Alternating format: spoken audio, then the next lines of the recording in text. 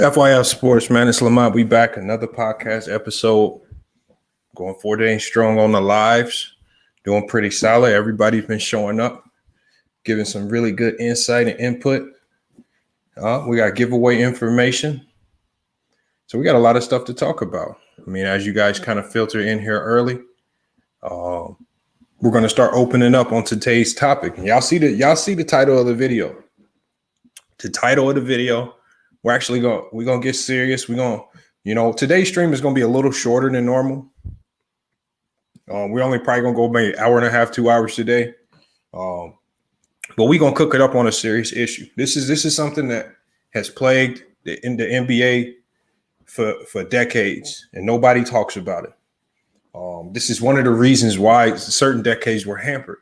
This is one of the reasons why we saw the career span of certain players or even certain eras shortened because of it. So we really gonna chop it up today, man. And we're gonna dive deep into some of these issues, these addiction issues in the NBA, whether it's alcohol, opioids, just your common drugs, your cocaine and your weed.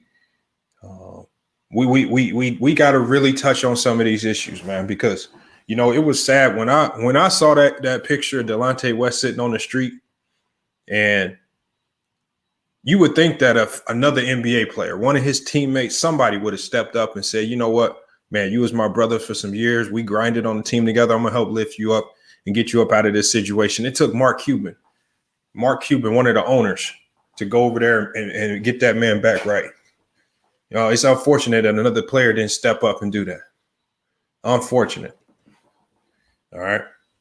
And it's supposed to be a brotherhood. Come on, man. We got to be better than that. All right. I'm going to drop that link when we get to about 100 people in here. One of my friends, one of my mentors, his name is Dan Palambizio. Big time player. He was actually Indiana Mr. Basketball back in the day. I mean, he was a 90s player.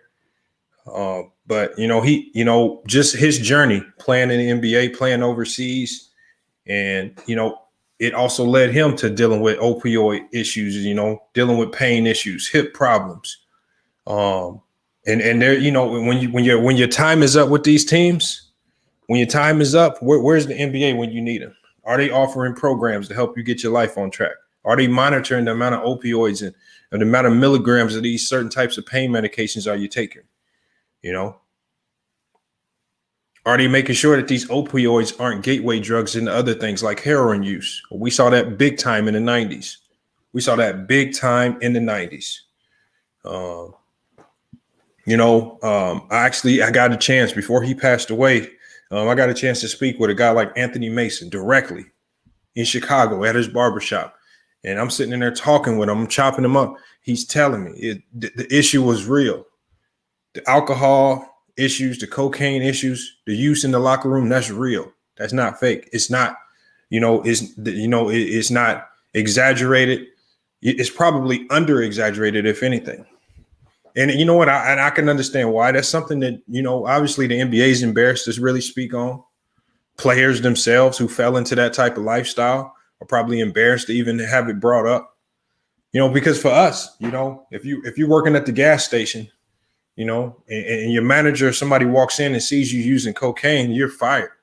And it wasn't like that in the NBA. It was actually allowed. It was actually something that everybody looked forward to after games. Everybody participated in it. And a lot of people didn't really understand the repercussions of what came after once their careers were over. And this is on top of the fact that a lot of these guys, 80s and 90s, did not pay real close attention to their finances. And so when their careers were over, I mean, everything was ruined. They're out on the streets. They got a lot of health issues, injuries that they're trying to deal with. And so they can only turn to that life of drugs and being into the streets. We saw Mookie Blaylock, a great point guard of the 90s. We saw his life take that downward turn. Salute to everybody in the chat.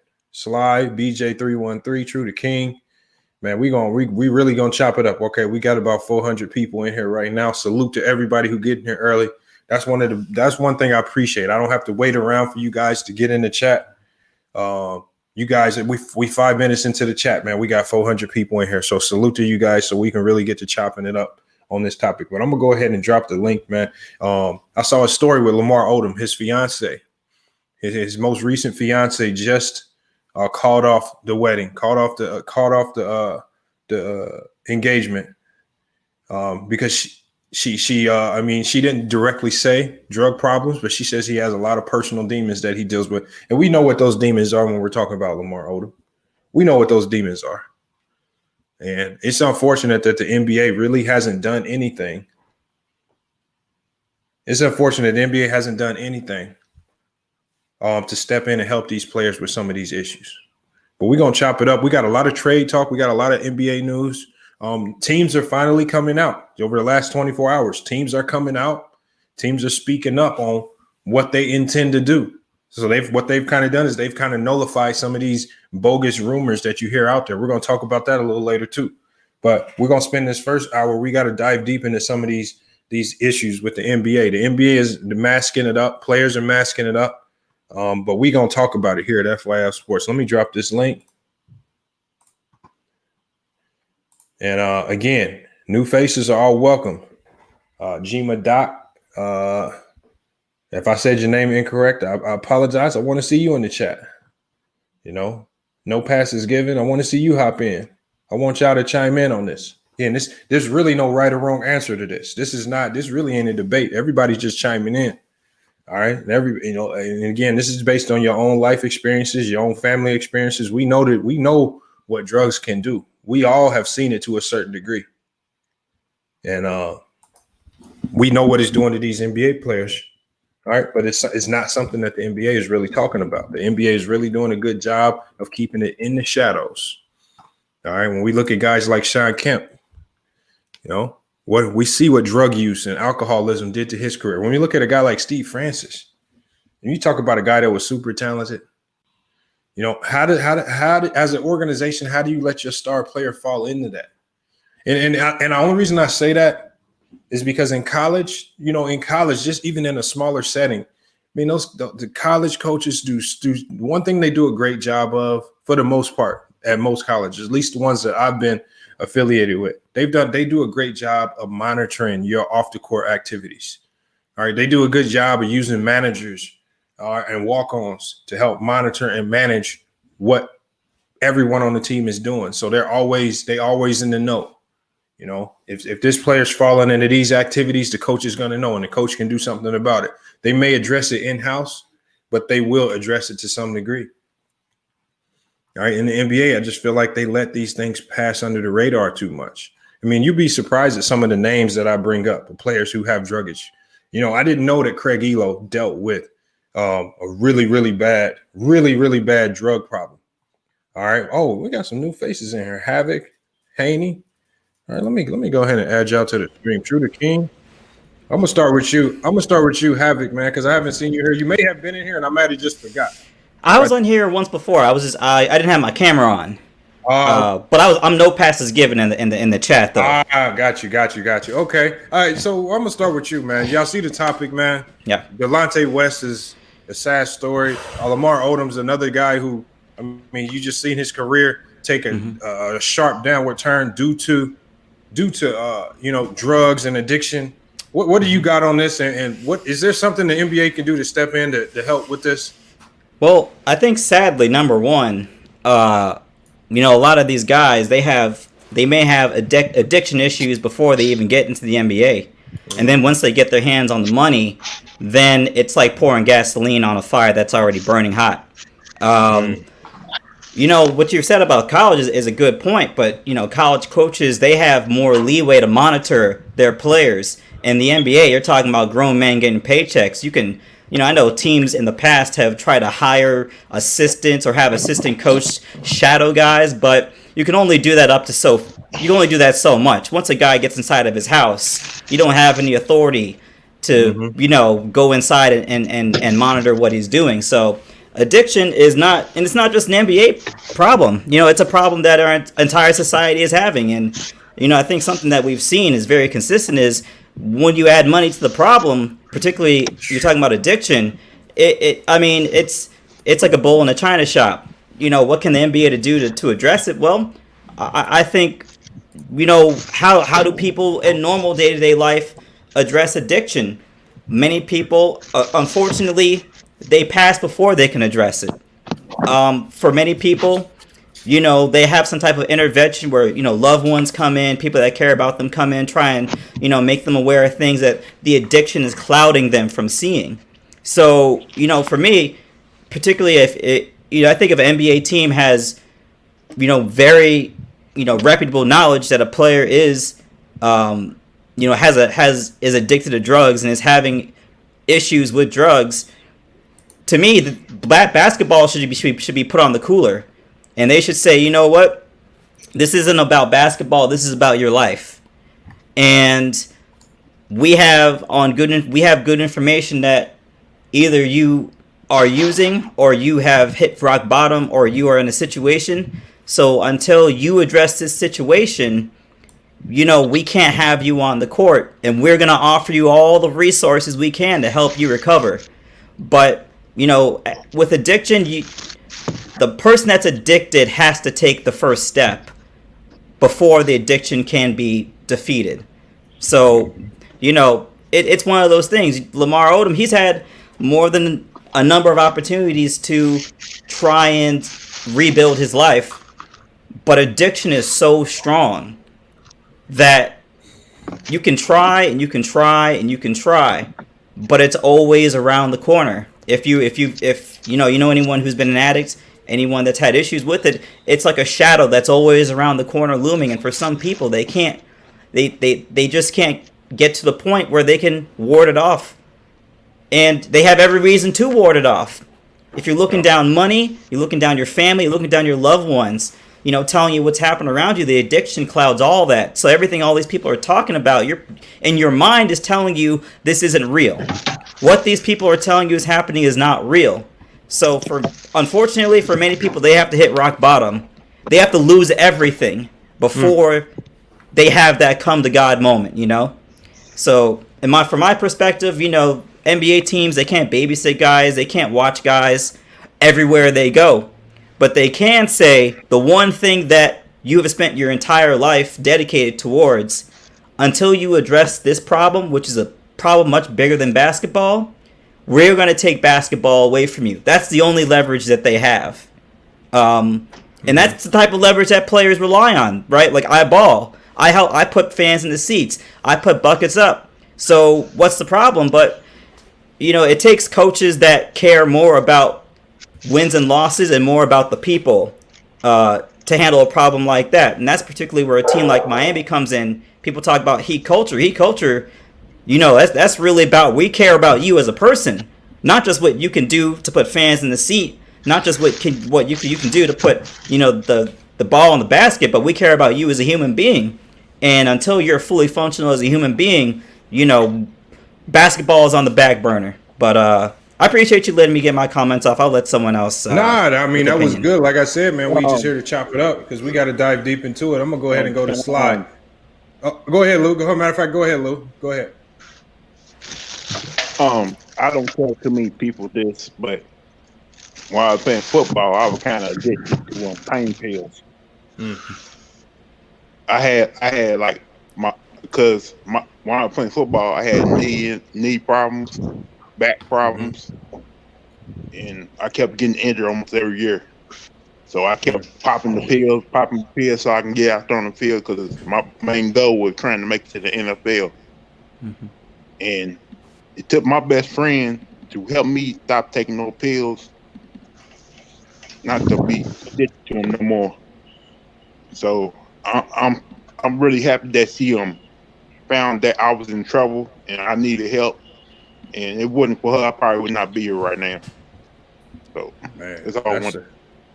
I mean, like I said, that's what it takes, bro. Like, and it's tough because, I mean, a lot of people don't.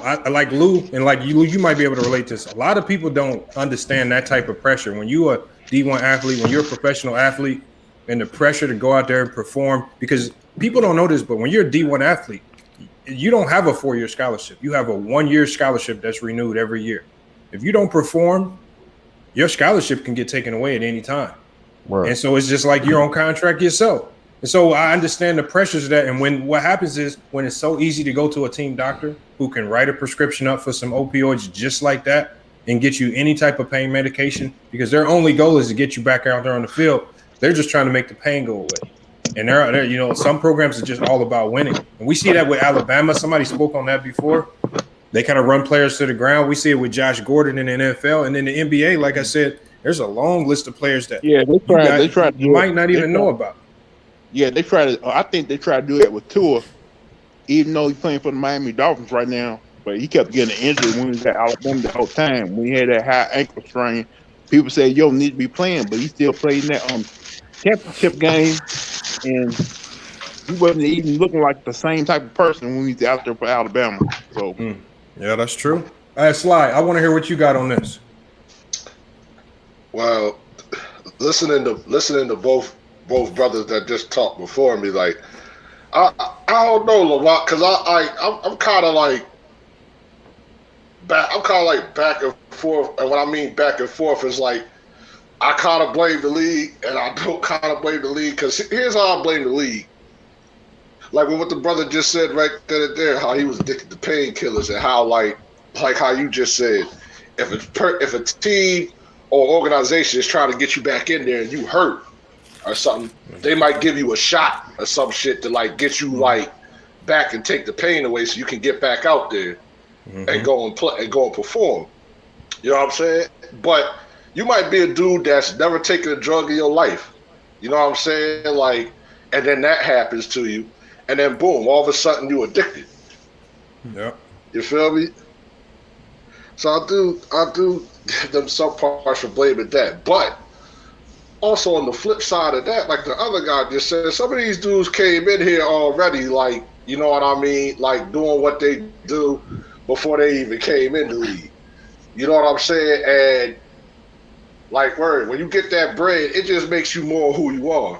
So, you know what I mean, if you was just getting like a dime bag on the street, you know what I mean, before you got that deal, you know what I mean, now you buying whole quarter ounces or quarter keys or whatever the fuck you getting nowadays. So, you know what I mean? But what I can say the league could have did was like be more adamant about testing, because you know what I mean, you gotta really think about it. You on drugs, that's almost like you on drugs, that's especially if you like in the game out there, that's almost like a performance enhancer.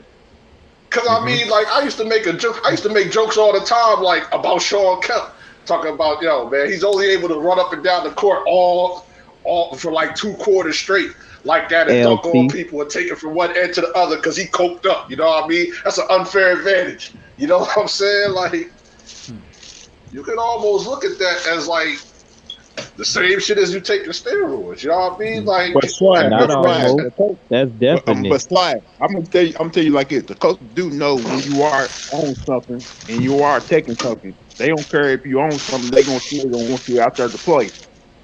So, I'm talking about like LT on that crack. Like, why you think he was doing all of that on that field, man? Come on, man.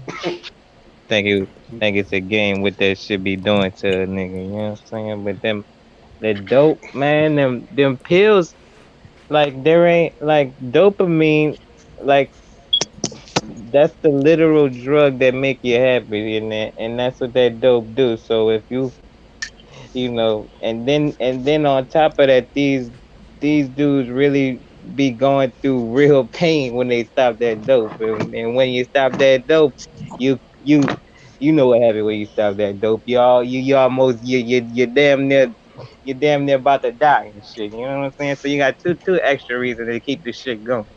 You know what I'm saying? Plus on the type of plus the self pleasure shit. So I mean, you know what I'm saying?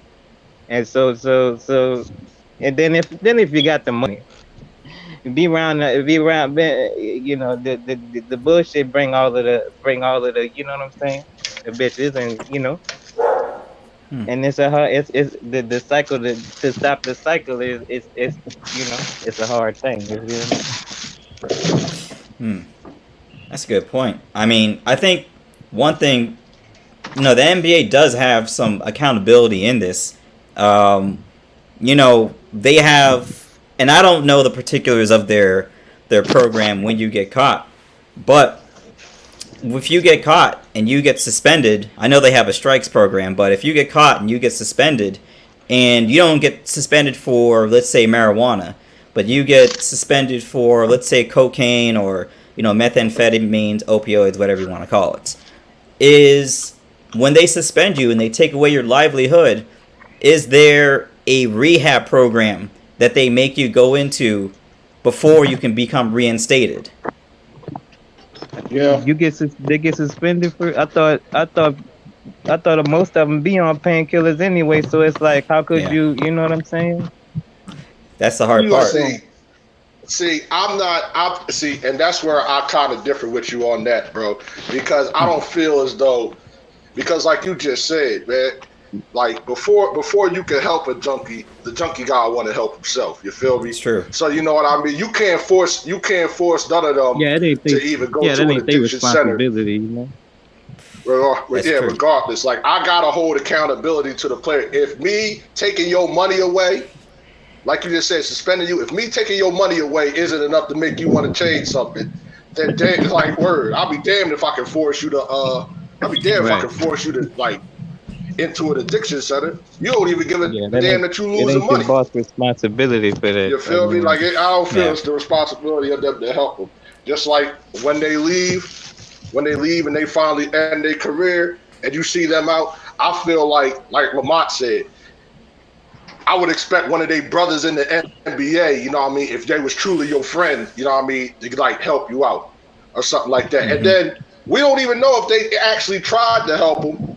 And you know what I mean, they burnt their bridge or some shit like that. We don't know. Yeah. But I only say I don't think there was a real effort because we saw Mark Cuban pull him off the streets immediately, put him in a rehab center just like that, and now the man is looking like he's doing better than he has been in the last 5 years. Just because Mark Cuban pulled up on him, took him out of that situation that he was in. Might have put a few dollars in his pocket, but put him in a better situation. Sometimes for people, it's the other way around. Sometimes people need to see somebody willing to stick their hand out and say, look, I'm going to help you up. Sometimes that's a motivation for people to kind of correct themselves and get on the right path. Now, whether they stay on that path is up to them. Yeah, and that's what I'm saying. I feel you on that, Lamont, but I done seen that movie play out with regular people. I know what you're so talking many about. times before. Yep. We help them, like send them there, and as soon as they get out, they back on that corner, and the motherfucking dealer is just like, damn, bro, where you been at, man? But you know what, Sly? At least at the end of the day, I can be like, I extended my hand, I tried to help.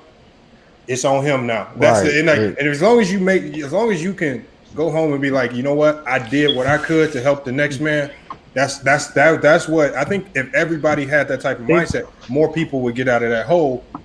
Although, you said, they got programs, huh? Or they don't have no programs for it? They don't have no they don't have no programs. It's like a class, basically. They have a class. It's They not a very serious class. They really have no man. They don't these leagues really don't be caring like that, man. This drugs been going on in sports for years. Right? Well, they paying the doctors to give them the drugs. You know what I mean? I don't know if y'all any wrestling fans in here, but Scott Hall. I mean, there's a bunch of stories about wrestlers, but like how Scott Hall was like he was on drugs for years. Jake Roberts, he was in DDP. Had to extend his, even though they been getting help, like the WWE. But that's what I'm saying when you talking about these out for help. Yeah. The WWE gave them, like, they offered a hand to help, but they didn't listen. But I mean, certain situations, it maybe had to take the right situation for them to fully take that help. Sometimes. Man, them boys hold over on. there. Hold on. They said somebody in here said his name was W. Haney. He said he Devin Haney father. I don't know if that's true. He hopped out the chat though. I don't know. Hey, if you listening, hop back in. We'll get you on. I saw you. I had you in. You took yourself out, so we was gonna come to you next. But yeah, go ahead. Keep going. Yeah, like it's crazy. It's been the league, like not just basketball, but just all across the board when it comes to athletics. When you put your body on. My partner was doing lift, and the boys was in the WWE. They was over there at that dome, man. That boy Big Show hopped in his car. try to get him to the boy to bring him to the hood because he needed to get some crack. You feel me? All of them boys on that shit. They on Yeah, that meth. it's crazy. Michael They on Irvin that was Michael Irvin. they on that He got X. suspended. Michael Irvin, he got suspended. It wasn't that, but that wasn't that crazy. He literally got like, and mind you, in college, usually it goes into college too. Especially when Oh you yeah, went into they when gotta you a be on that shit star, because they be up all the time. You know what I'm saying? and you WWE don't never sometimes right, stop. and everybody is And the different, and college kids everybody with right, that and study. everybody's different, and everybody's affected differently. It's people Yeah. that when you take drugs, you can see it, and it affects immediately. But then Yeah. it's people like Sean Kemp's, the Michael Irvins, Lawrence Taylor's, or Len Bias that you wouldn't even know they was on that. Like you couldn't even tell. Like it was like what he doing drugs. What? Like that's like Where, when Len Bias. yeah. Yeah. Hold on, let As me soon as I saw my it, bad. Let me go to Mahari real quick because I want to hear what Mahari has to say on this. Because he's one of the few people that I know who can say he's played on the Olympic stage. So he's seen athletes from a whole different perspective. I want to get his take on this. What you got on this, Mahari? Well, what's going on, guys? How y'all doing today, man? What up? What up? That's good, bro. Just chilling. The thing for me is that there's so much pressure on athletes, to go out there and perform all the time that we don't even know the things they go through all the time. I'll tell you a little story about this, okay? When I was out there in LA, representing the US, there were a lot of foreigners out there that was asking me, can I buy, can I get your clothes and this or that? Can I sell that? Can I get this clothes from you? And basically go out and sell it. And that opened my eyes like, holy crap. Like they're living in different countries where they don't even get that much money at all, and giving away a lot of my clothes, that's basically US label or something like that, is like high value to them. And it just made me open my eyes like, holy crap. They're trying Like to get their health alone. right, because they don't have that much money to make ends meet, and Right. the sport that they play is more like a therapy for them to try to get away from some of the issues that they're going through in their lives. And I remember this one person that No, them boys. I think I remember this one person from Colombia that basically said like, man, I want to trade your silver medal, man. So like, you know what I mean? And I'm like, no, and then I found out like, the reason why he asked because he doesn't have much money, for his family, because he's trying to save some money to try to help his family out, because through translation he said like, oh, that he had two children, and basically that he don't have much, there's not much jobs out there. And I was like, man, like if I was in his shoes right now, what would I feel in that situation? So I get it, man. It's really a tough situation, But as far as the whole drug thing, I can name so many players that pretty much that their careers were affected by drugs. Especially, you all remember the name Fast Eddie Johnson? Yeah. Yeah. Mm-hmm. Fast Eddie Johnson from the Atlanta Hawks. Yep.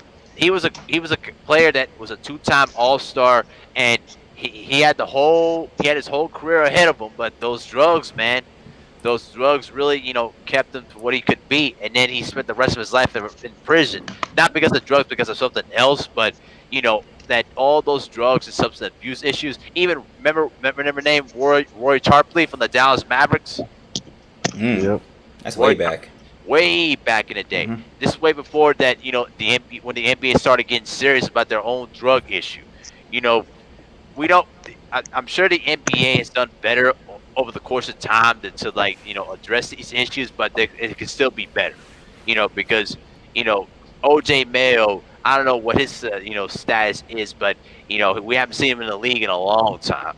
So I hope that whatever treatment OJ Mayo's got, he can come back in the NBA and and do what he loves to do. But I believe the NBA could do better, but they basically can only do so much. If the person's not willing to help themselves, then there's nothing much they can do.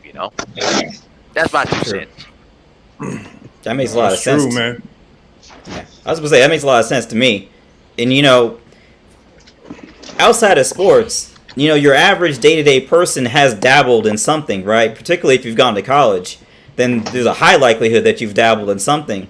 It's just when the spotlight's on you, and this is the thing, particularly when the spotlight's on you, that's more pressure. When there's more pressure on you, what do people do to relieve that pressure? I mean, we've legalized alcohol, we legalized cigarettes, we've legalized marijuana in basically half the country now, right? Although, that's probably going to end up being a conflict when you have marijuana legal in a number of states, yet it's against the NBA drug policy. But, when we're talking about these hard addictions, I'm a psychology student right now. I'm learning about this and, behavior and addiction and all that.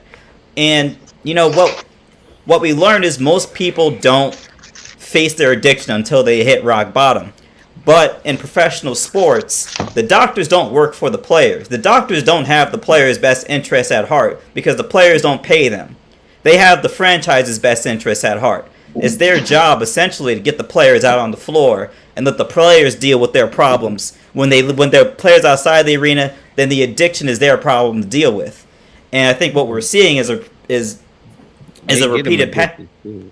Yeah, for a lot of times, yeah. I mean, we've heard several players say, "I don't want to take that. I don't want you injecting that in me. I know what that drug's about." So what we're seeing now. They want them on that court though. Exactly. Like back to the point I said, the doctors don't work for the players. The doctors don't have the players' best interests. The doctors aren't here to look out for their long-term health. They're here to look out for the long-term health of the franchise. Yep, and that's why I don't blame Kawhi Leonard for pretty much getting a second opinion on that leg injury when he was in San Antonio, because at the end of the day, the team doctor said that you're fine, but if your body feels that you're not fine, then what are you going to listen to in that situation? But I ain't going to do it to him. He's still not fine. He's still not fine. No, you see it. You see it in him play. And I don't think he take pain, and I don't think he takes painkillers like that either. I don't think he if he do, it's moderate, and he ain't abusing it. You know what I mean? Because if he was, because like I said, if he felt the pressure to get on the court all the time, he probably wouldn't even last. You know what I mean? Yeah, that's a good point. I mean, clearly, I don't know what his condition is, but clearly he has some sort of a degenerative issue.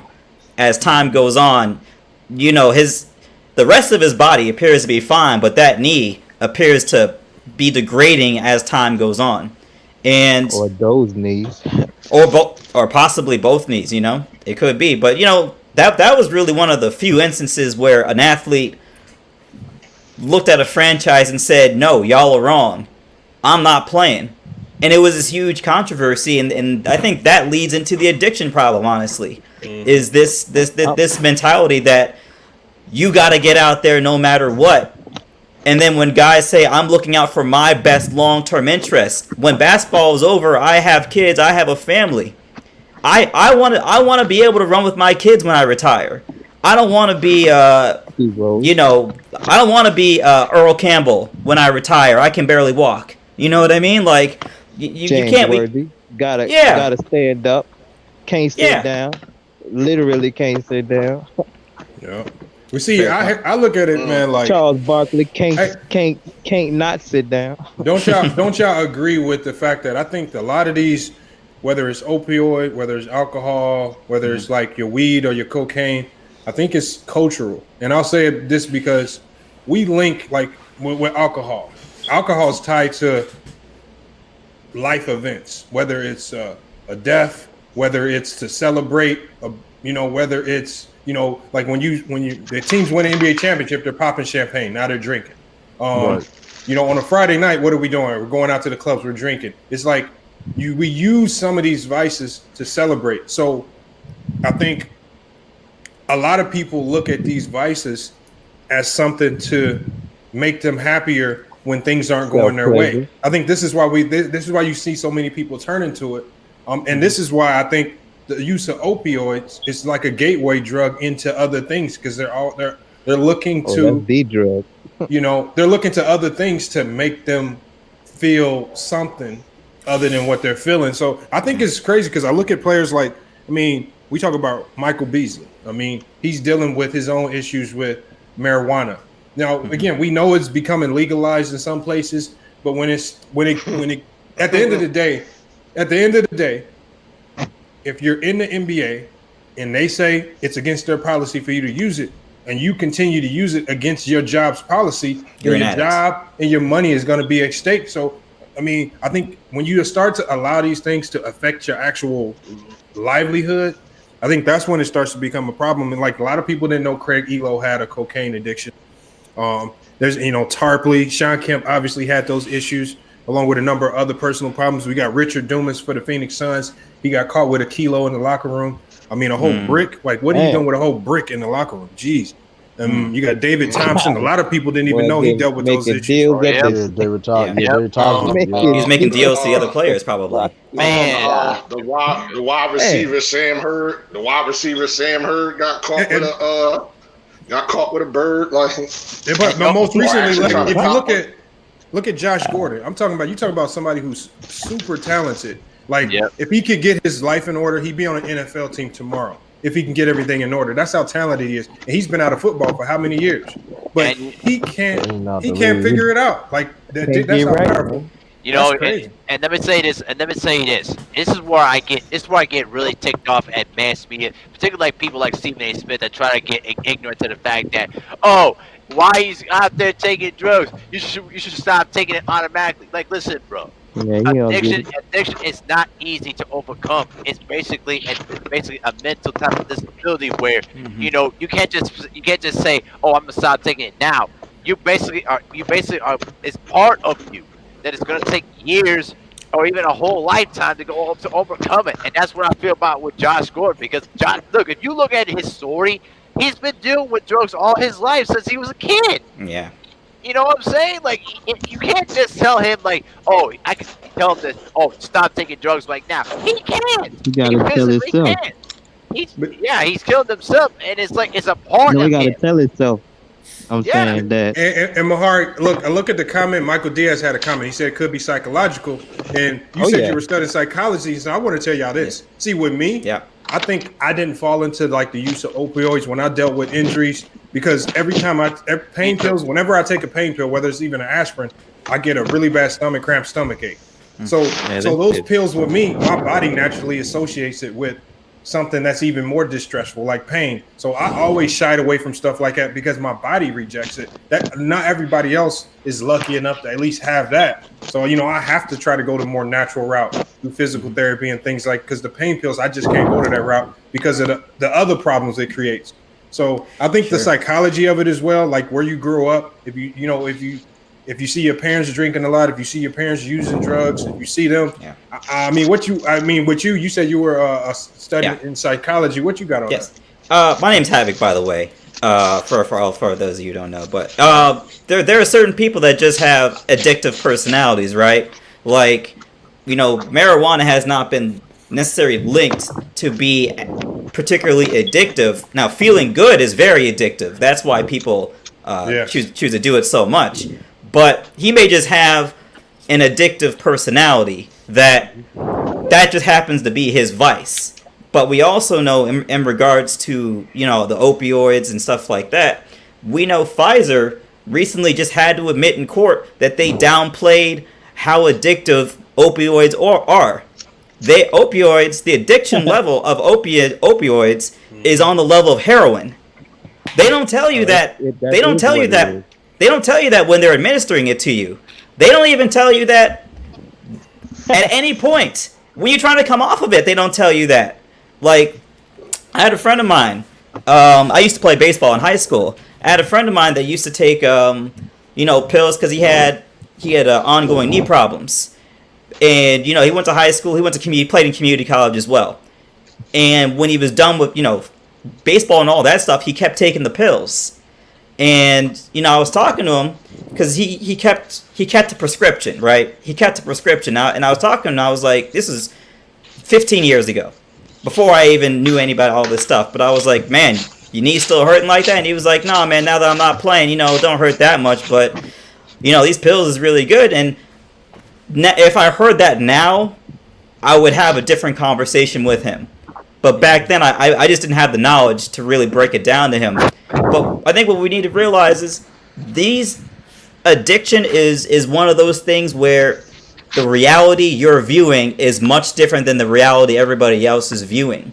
If you're playing ball and you're addicted and you can still perform, your mind is telling you the drugs are helping you perform. That's what your mind is telling you. And everybody that's telling you to get off the drugs is trying to bring you down and break down your career. That's what the addiction will tell you. So at a basic level, and I think for a lot of athletes, they have to hit rock bottom before they realize what's going on. The problem is hitting rock bottom is very close to coming to death. And you don't want to wish hitting rock bottom on anybody. But for some people, they won't break the addiction until they are directly encountered with the addiction. And rock bottom is the only way, when you've lost everything. And then some people who've lost everything are still addicted.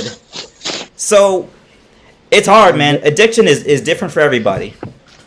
And then it's like, you know what I'm saying? It, like, what else they gonna do? Like, what, like a lot of them be really fuck, you know what I'm saying, dealing with some real pain, you know what I'm saying, and they really ain't got nothing else but the dope there, you know what I'm saying? Easy shit. Yeah, it's the emotional trauma as well. I mean, particularly when you talk about professional sports, the majority of professional athletes, don't come to the league with silver spoons in their mouth, so to say. There's a lot of emotional trauma they have probably encountered throughout their life, and marijuana, alcohol is a very common, cocaine is very common coping methods to this, to this trauma. And just because you live in a nicer house, just because you're making more money, just because you have a nice car, does not erase your childhood. That is something that's something that not just athletes, but adults in general are constantly fighting their childhood. And when you can't come up with the answers, when you can't really, kind of put it in its right place, you go to alcohol to help you. You go to drugs to help you. And athletes are no different, except the magnifying glass on them is so much bigger than the dude who works at Subway. No one cares if the dude at Subway is addicted. But when a dude that has a multi-million-dollar contract, that has a sponsorship deal, that has teammates that depend on him to be productive, is addicted, now it's a matter of either we help you fight the addiction, or we keep the show rolling, right? We keep you supplemented enough that you can perform, and we know this isn't good for you, but this is a results-based business, and this is the business that you're currently in. Yeah, I remember when I saw Drew Brees, and obviously he went to Purdue University. His season just ended with the New Orleans Saints. He likes to come back to Purdue, and I saw him walking into our athletic center where all the student athletes, worked on their schoolwork, and he was walking on a walker. I'm talking to him like, what happened? Like you hurt yourself? He's like, nah. He said the season just ended. I said, you walking on a walker, and it's just because that's how much pain. That's how much pain some of these guys be in. That the man was walking on a walker, just in the season just ended. That's how banged up they get. Imagine being in that type of pain. You know what type of pain you got to be in to have to walk on a walker. And so, that's what I mean by when we look at these athletes, man. Like they deal with so much, and I think this is the pushback. This is the pushback on why these players don't want to start so soon on the 22nd, because some of these guys played all this time, and you telling them a month and a half later they got to go right back into that same grind. Like we don't know how these guys are getting up out of. We don't know what LeBron James looks like when he gets out of bed in the morning, because I know how I feel after a tough workout trying to get out of bed in the morning, and I'm not even in close to shape that LeBron James is in. So it's just like, that's a great point. I mean, go ahead, bro. And that is a great. And no, I was going to say that is a great point, LeBron, and I feel you. It's just at the same time, like this is what you're getting paid millions of dollars for. Like the reason we don't care about the dude from Subway is because the dude from Subway is probably making minimum wage. You know what I mean? He's probably like Subway is probably not even his only job. Yeah, Subway, and he's replaceable. Subway's probably not even his only job. Like I always use the phrase when like we talk about these like high profile sports. Like I get it These guys are human, and I can't take that away from them. At the same time, though, bro, like, you're making like more money than I'll probably see in my lifetime to do what you do. You know what I mean? You know what you signed up for. You know what you signed up for, basically. The same way I would tell somebody in the Army, like, you know what you signed up for when you signed up to do that, man. So if you came back and you got shot, like, I salute you for making it back, but you signed up to go over there. That's a fair point. You know what I'm saying? Yeah, that's true. You chose this. This Right, is what you wanted to do. Right, but here's the thing though, that's easy. Like you said, when you go through that though, like you said, people can sign up all you want to, and you can be prepared. But when you go through and experience that, and other people around you that try to help don't understand how you feel, then it's like that's how it's so hard for other people. It's when you get that, when you famous, the fame, not the pain. When you famous like that, and that's the thing is, that's why, like, compared to a regular person, some of these dudes do get off the drug because they have that resources, they have that they have money to get them out that situation. You know what I mean? Mm-hmm. So everybody's different. So it's different from, like, even somebody we know, people that regular people that never got help. Well, they try to get help, but it's like they don't have them same resources. Right, they didn't try. They get them same, like, they don't have the same resources. And you're right about that. Oh, but go ahead and finish, bro. I didn't mean to cut you off. Go ahead. Yeah, like they good, but it's like they don't have that same resource. That's why you see sometimes some of these athletes turn their life around because they had them resources that somebody regular don't have. That's true too. You know what I mean? So it's like that, and you're right about that. But my only question for that person would be, how did you get started, man? Because at the end of the day, if you tell me this was your choice to do it, like, it ain't no different than somebody joining a gang or somebody, like, you know what I mean, like, doing something that might be detrimental for their health. Like, somebody going to the doctors when they doing an experiment, but they telling you, we'll pay you $5,000 a week to take this pill. You know what I mean? So we can test you out. You know what I mean? Like, right. Bro, it's a lot of different things. Like, this like the culture, like, but when you agree, a lot of the culture, your environment. Like, back in the day, like, cocaine was just regular. Like, people look at cocaine, like, when you doing cocaine back when, like, in the 70s or 80s, it's not the same. You doing cocaine now. Like, you do a line back then, people were like, okay, whoa, you do a line, but now it's like, whoa. Now you see somebody do a line now, it's like, but see, true to I'm a dare baby. I'm a dare baby. Those dare people came to my school, like, they told us the crack. I'm part of the crack. The crack is whack era. But you can go to like there's places in California. You can go to the West Coast and people use certain drugs like it's weed. Like, they might use cocaine like it's weed, and it's more common. It's more accepted on this coast. On the Midwest and the East Coast, people look at you crazy. It looks that differently where you're at. Weed is more accepted over there, and so I think sometimes you can fall into that lifestyle, especially when you get in the NBA and the temptation of when you're around women and all these other things. Right. You might try it once, and then perks. Listen, man, perks is popular where I'm. Like, people pop perks like it's normal thing. Like, you don't even get criticized for popping perks. Like, it's like, you pop a perk. It's like, people pop perks. It's like, okay, I do a perk. I just pop a perk 30. Like, it's normal. Like, that's okay. Like, it's crazy, man. Them niggas be popping perks like crazy. Well, hold on, but you got to think too on the flip side of that, because like, go ahead, Sly. No, I was just gonna say, like, I just bring it back to, because I get you, man. Some people are impressionable. Some people are highly impressionable, man, or easily manipulated, or whatever.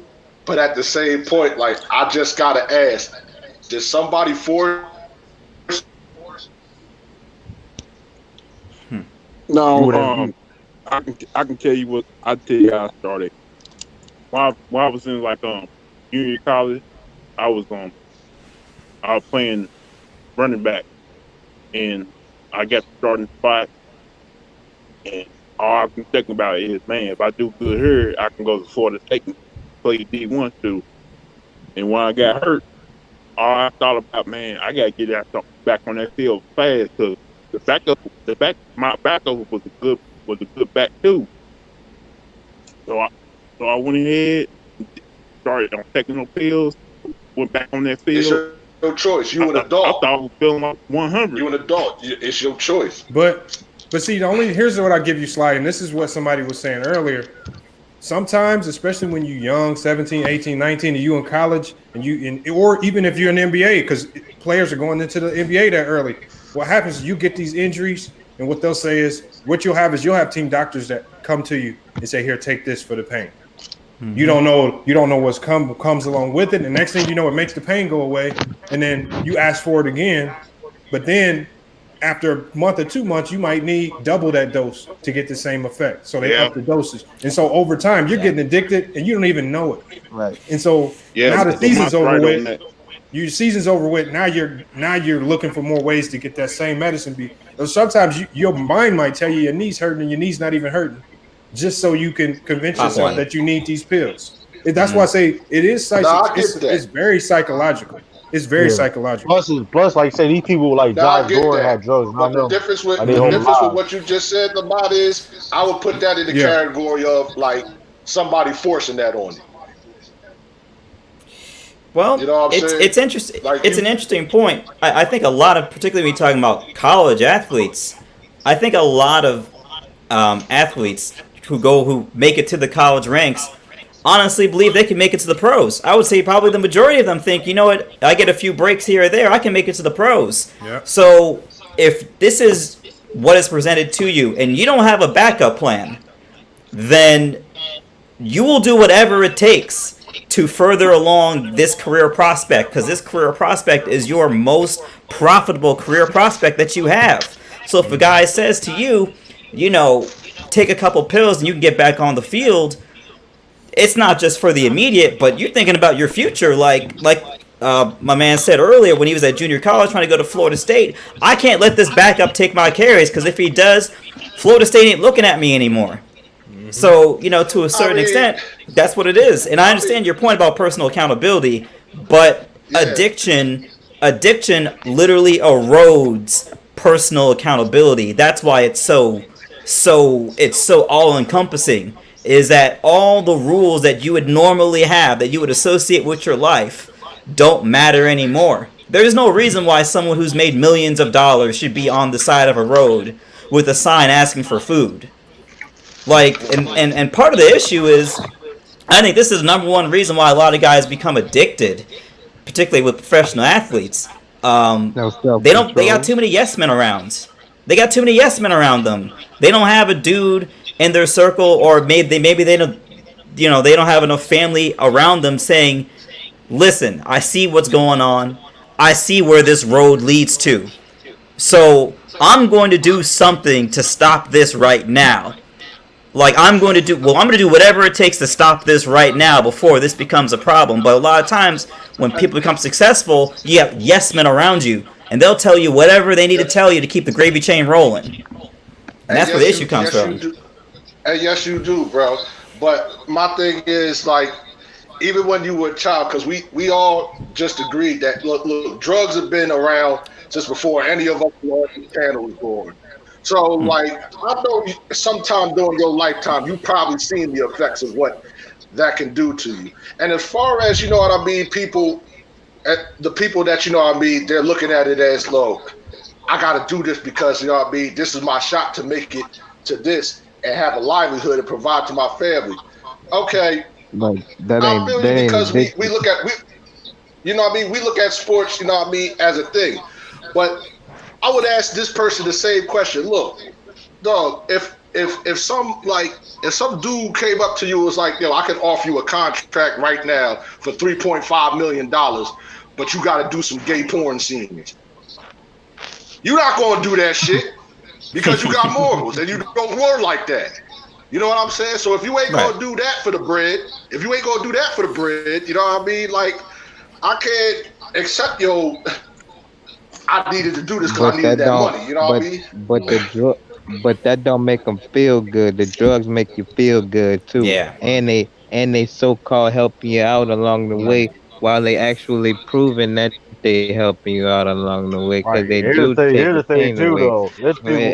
If only a little bit, Yeah. you know what I'm saying? And At here's the first, thing if too, it don't, though. you know what I'm The saying? other thing we ain't talking about. There's them athletes. Some athletes don't care. True. There's some athletes that don't simply don't care, like John Jones. That man Sipper said in the press conference, "I did a whole line before Oh I yeah. fought Daniel Cormier." And still, like he don't like people crazy. You got people like that, like John The Jones, Dallas that's be Cow on drugs. the Dallas Cowboys offensive line in 1977 said they did a whole quarter bird before the Super Bowl. The day before the Super Bowl. The day Like it's before the me. Super Bowl. You know what I mean? Yeah, man. Yeah, man. So You Boys got them know these athletes too. synopsis You got them done. athletes too, though. Like that's be like, listen, we can listen. They would tell you straight up, like you, Sly, you asking them the same question. They be like, I don't care. It's true. I'm alive. I'm healthy. You know what I mean? Like it was. So it's like it's crazy. Yeah. and look, It's it. and that's why it goes back to my original premise. Did you choose to do that, or did like somebody force it on you, or you took it without knowing like what was going to happen down the line? I'm almost 'Cause then certain, I could particularly get when a it comes better to premise college of what it athletes, was. they don't know the long-term Yeah, effects. some people choose though. Like some people, like I like Yeah.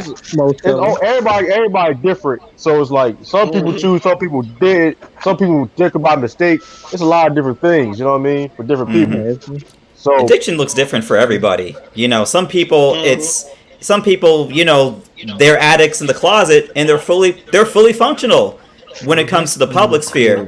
those people that don't You may care, people choose to be choose. Like addicted, but the you people that choose the choose are the drug people that are dangerous. The people that choose, typically. like But aware of that's what they was doing, is the dangerous ones. 'Cause they don't take accountability, and those are people you see sometimes over again that keep getting in trouble and keep getting in trouble for the same stuff. Well, it's interesting you bring up because you bring up accountability, but most there professional you go. athletes they don't get to where they can get to. They don't get to the highest levels of professional sports without accountability. They don't get to the Sometimes, highest level of their sports without right, discipline. So they've already shown probably more than any other profession right, right. that they But can they be tell that, Just like disciplined you, and that yeah, they can but be tell, just like you accountable. said yeah, about the but tell yes that to men, though. tell somebody that John Jones that was barely training. Like you know, what's crazy thing about John Jones? He's He'll a say he was freak. barely trained. He'll do all this stuff, party, do all these drugs, and that's the dangerous part when you have athletes. God give the athletes that can just go on the court or whatever on the Hmm. field and they can just play.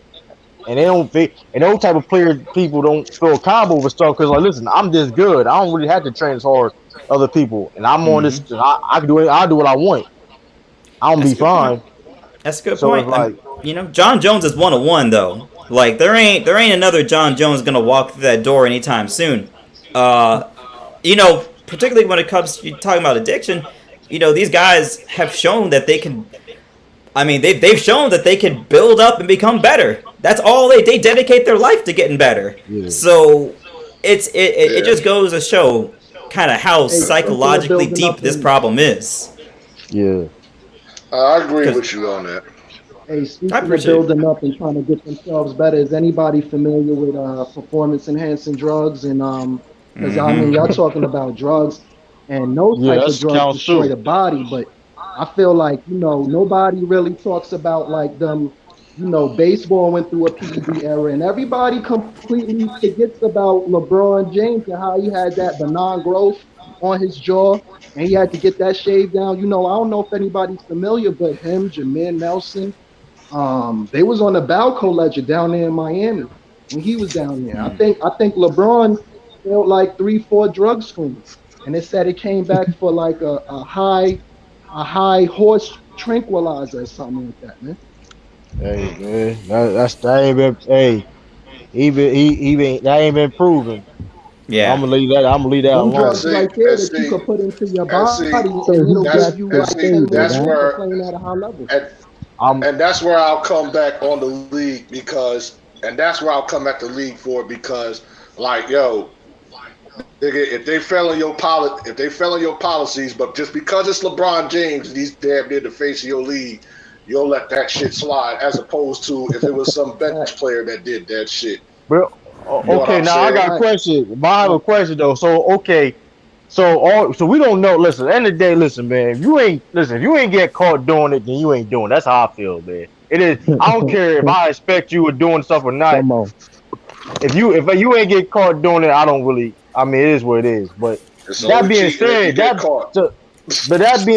being said, okay, let's say you say a such and such athlete on this stuff, and we know that he's constantly taking it.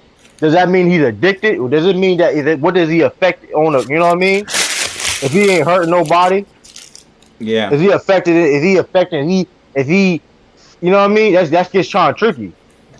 Well, I think addiction is when you lose control. You know, when for example you spend your entire life building up, trying to get to the league, and then you smoke your way out the league, you're addicted.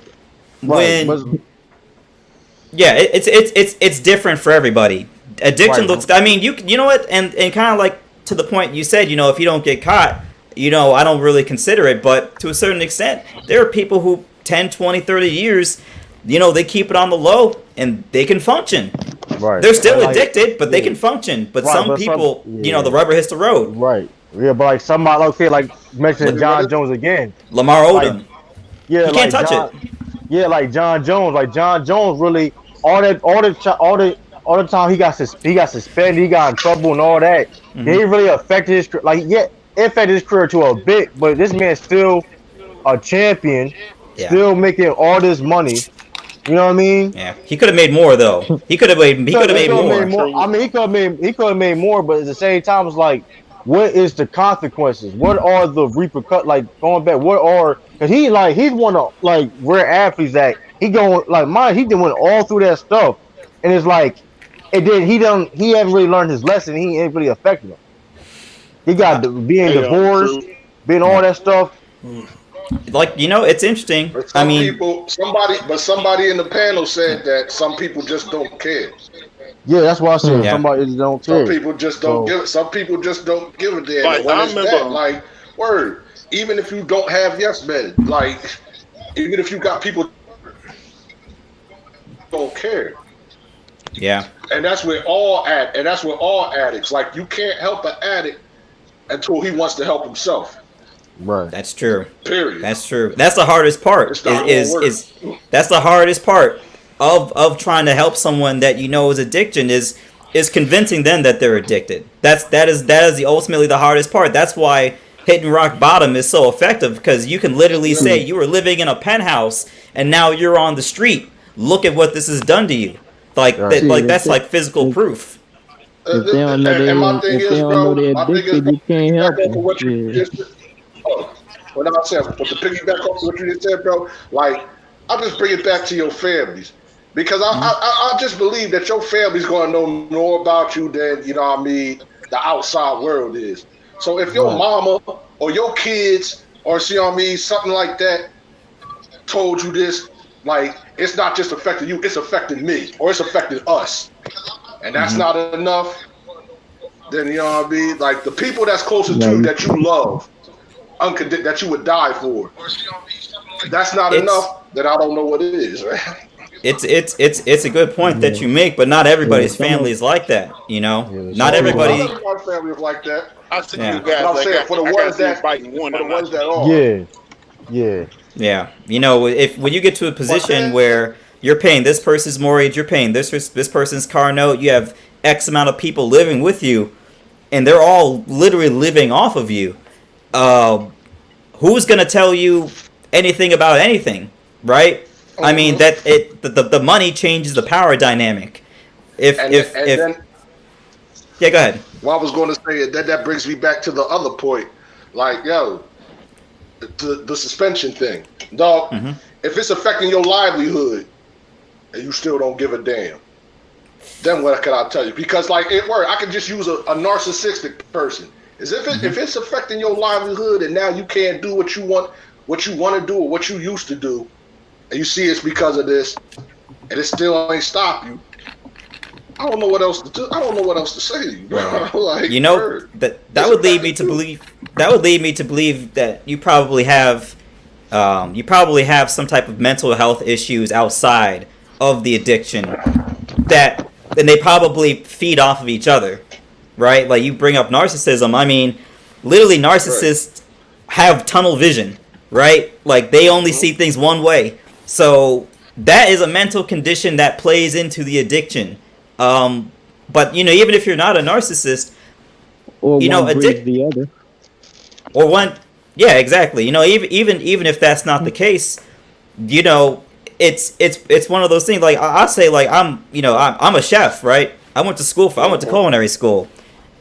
Drug usage, there was this one statistic that said that at one point in your life, if you are a chef for a period of 10 years, there is an 80% chance at one point you'll be addicted to something, whether it's alcohol, cigarettes, weed, cocaine, whatever it is. There's an 80% chance you'll be addicted to something because the job is so stressful that when you get off work, you are immediately looking to decompress. And that's what leads to the addiction. It's very similar in athletics where you're in front of thousands of people. They're screaming your name, screaming the team's name, or screaming against you. That is an intense situation. There are people who can't even stand up and talk in front of 5 people. Mm-hmm.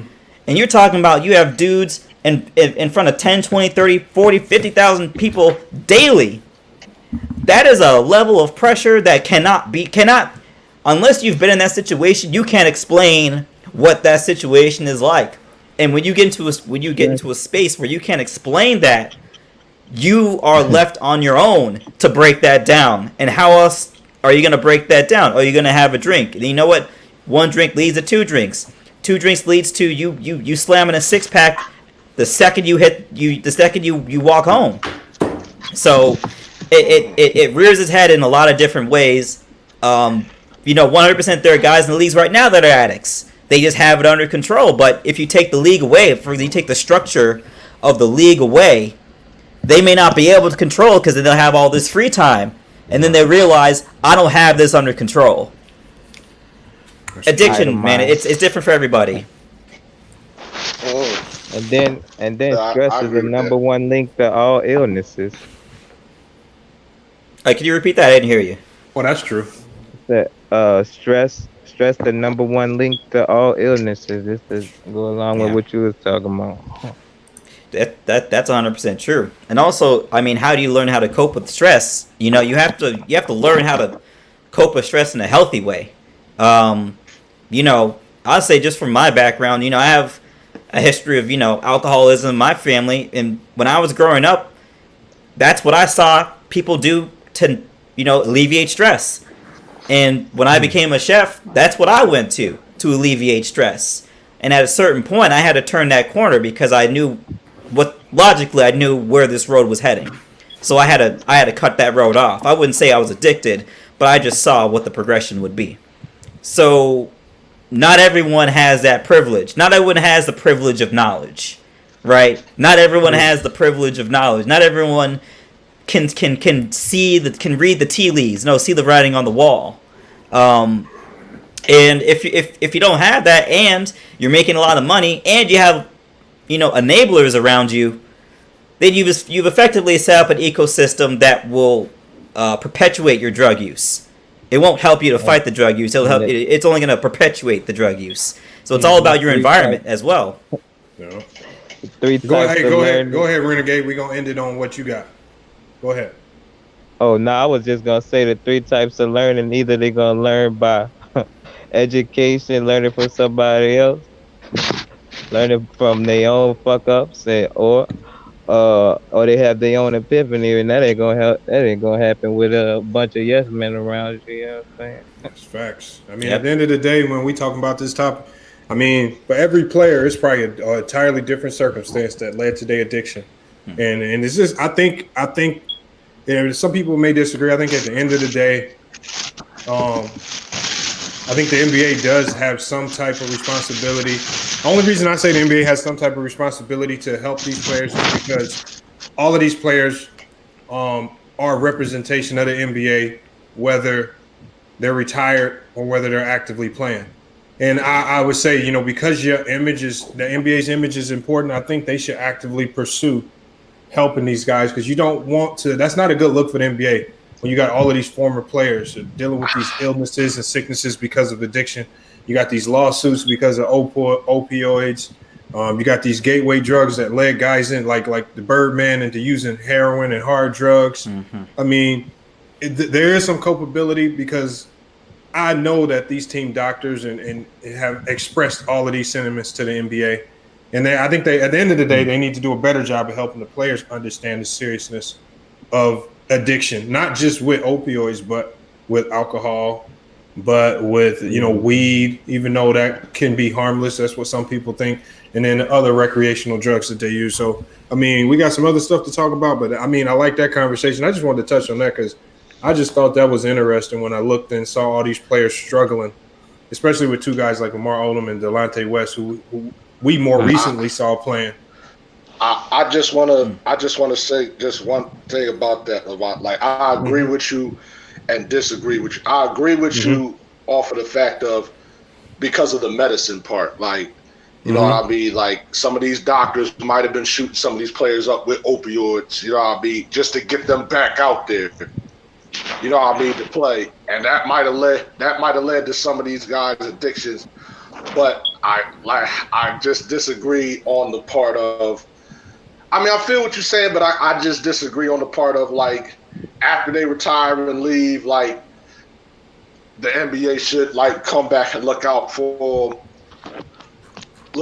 some of these guys just off the fact of, like, look, you're a grown man, son. Like, I'm not responsible. I'm not really responsible for it because, like, at the end of the day, I can't control your life. I can't tell you what to do. You know what I'm saying? Right. Like, I agree with that, but there should be certain program. Right, I definitely agree with that. I mean, at the end of the day, if you want help, it's up to you. But I do feel that they should have programs in place. For people that they do want, if they do want, I'm not saying to force anything, but if they do want the help, it should be right there. You know what I mean? Because at the end of the day, I don't see any other way of helping except forcing yourself on them. And, like, if the NBA was to, like, force these players to, like, live a certain lifestyle and, like, be on their case 24/7, like, looking at them on that, then we're going to have another issue. Then we're going to have another issue where you're going to have, like, a whole bunch of Americans talking to them about, hold on, bro, y'all invading these guys' privacy. Like, they human beings at the end of the day. After they leave y'all stadium, you definitely can't have that. I'm saying, you telling this man he can't go out to the club and blow off some steam because, you know what I mean, y'all got an NBA game in, like, 2 days later, some shit like that. Like, word, he's off the clock. He's off the clock.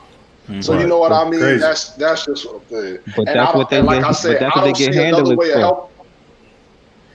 Yeah, but I don't see other way other than, like, forcing your will on these players. And I'm not for forcing people to do stuff they don't want to do. You know what I mean? Unless they tell it. You know what I mean? Unless, you know what I mean, you signed a contract or some shit telling you, like, yo, if you want this money, this is what you're going to have to do. Then I got no calls with that. But unless that's that, then nah, I can't rock with that. Yes, sir.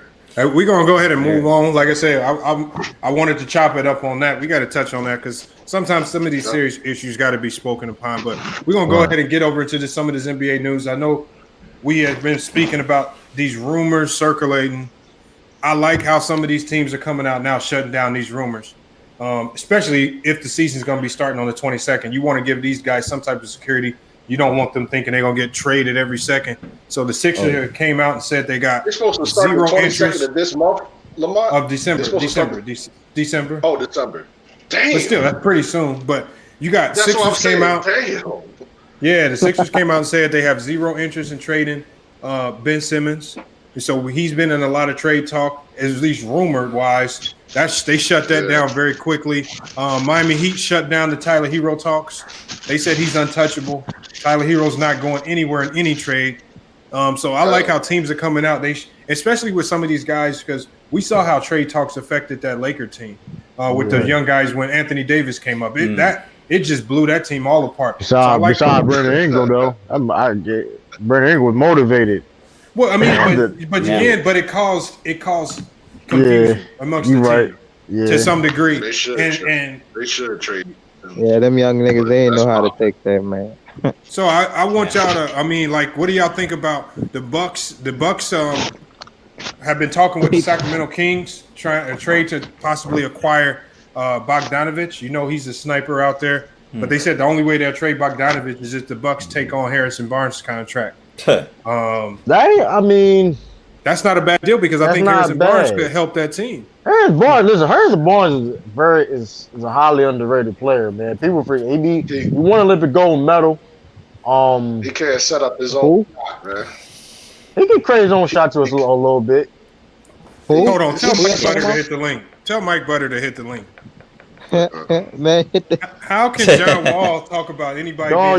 First of all, how you gonna call somebody soft when you could have then came back?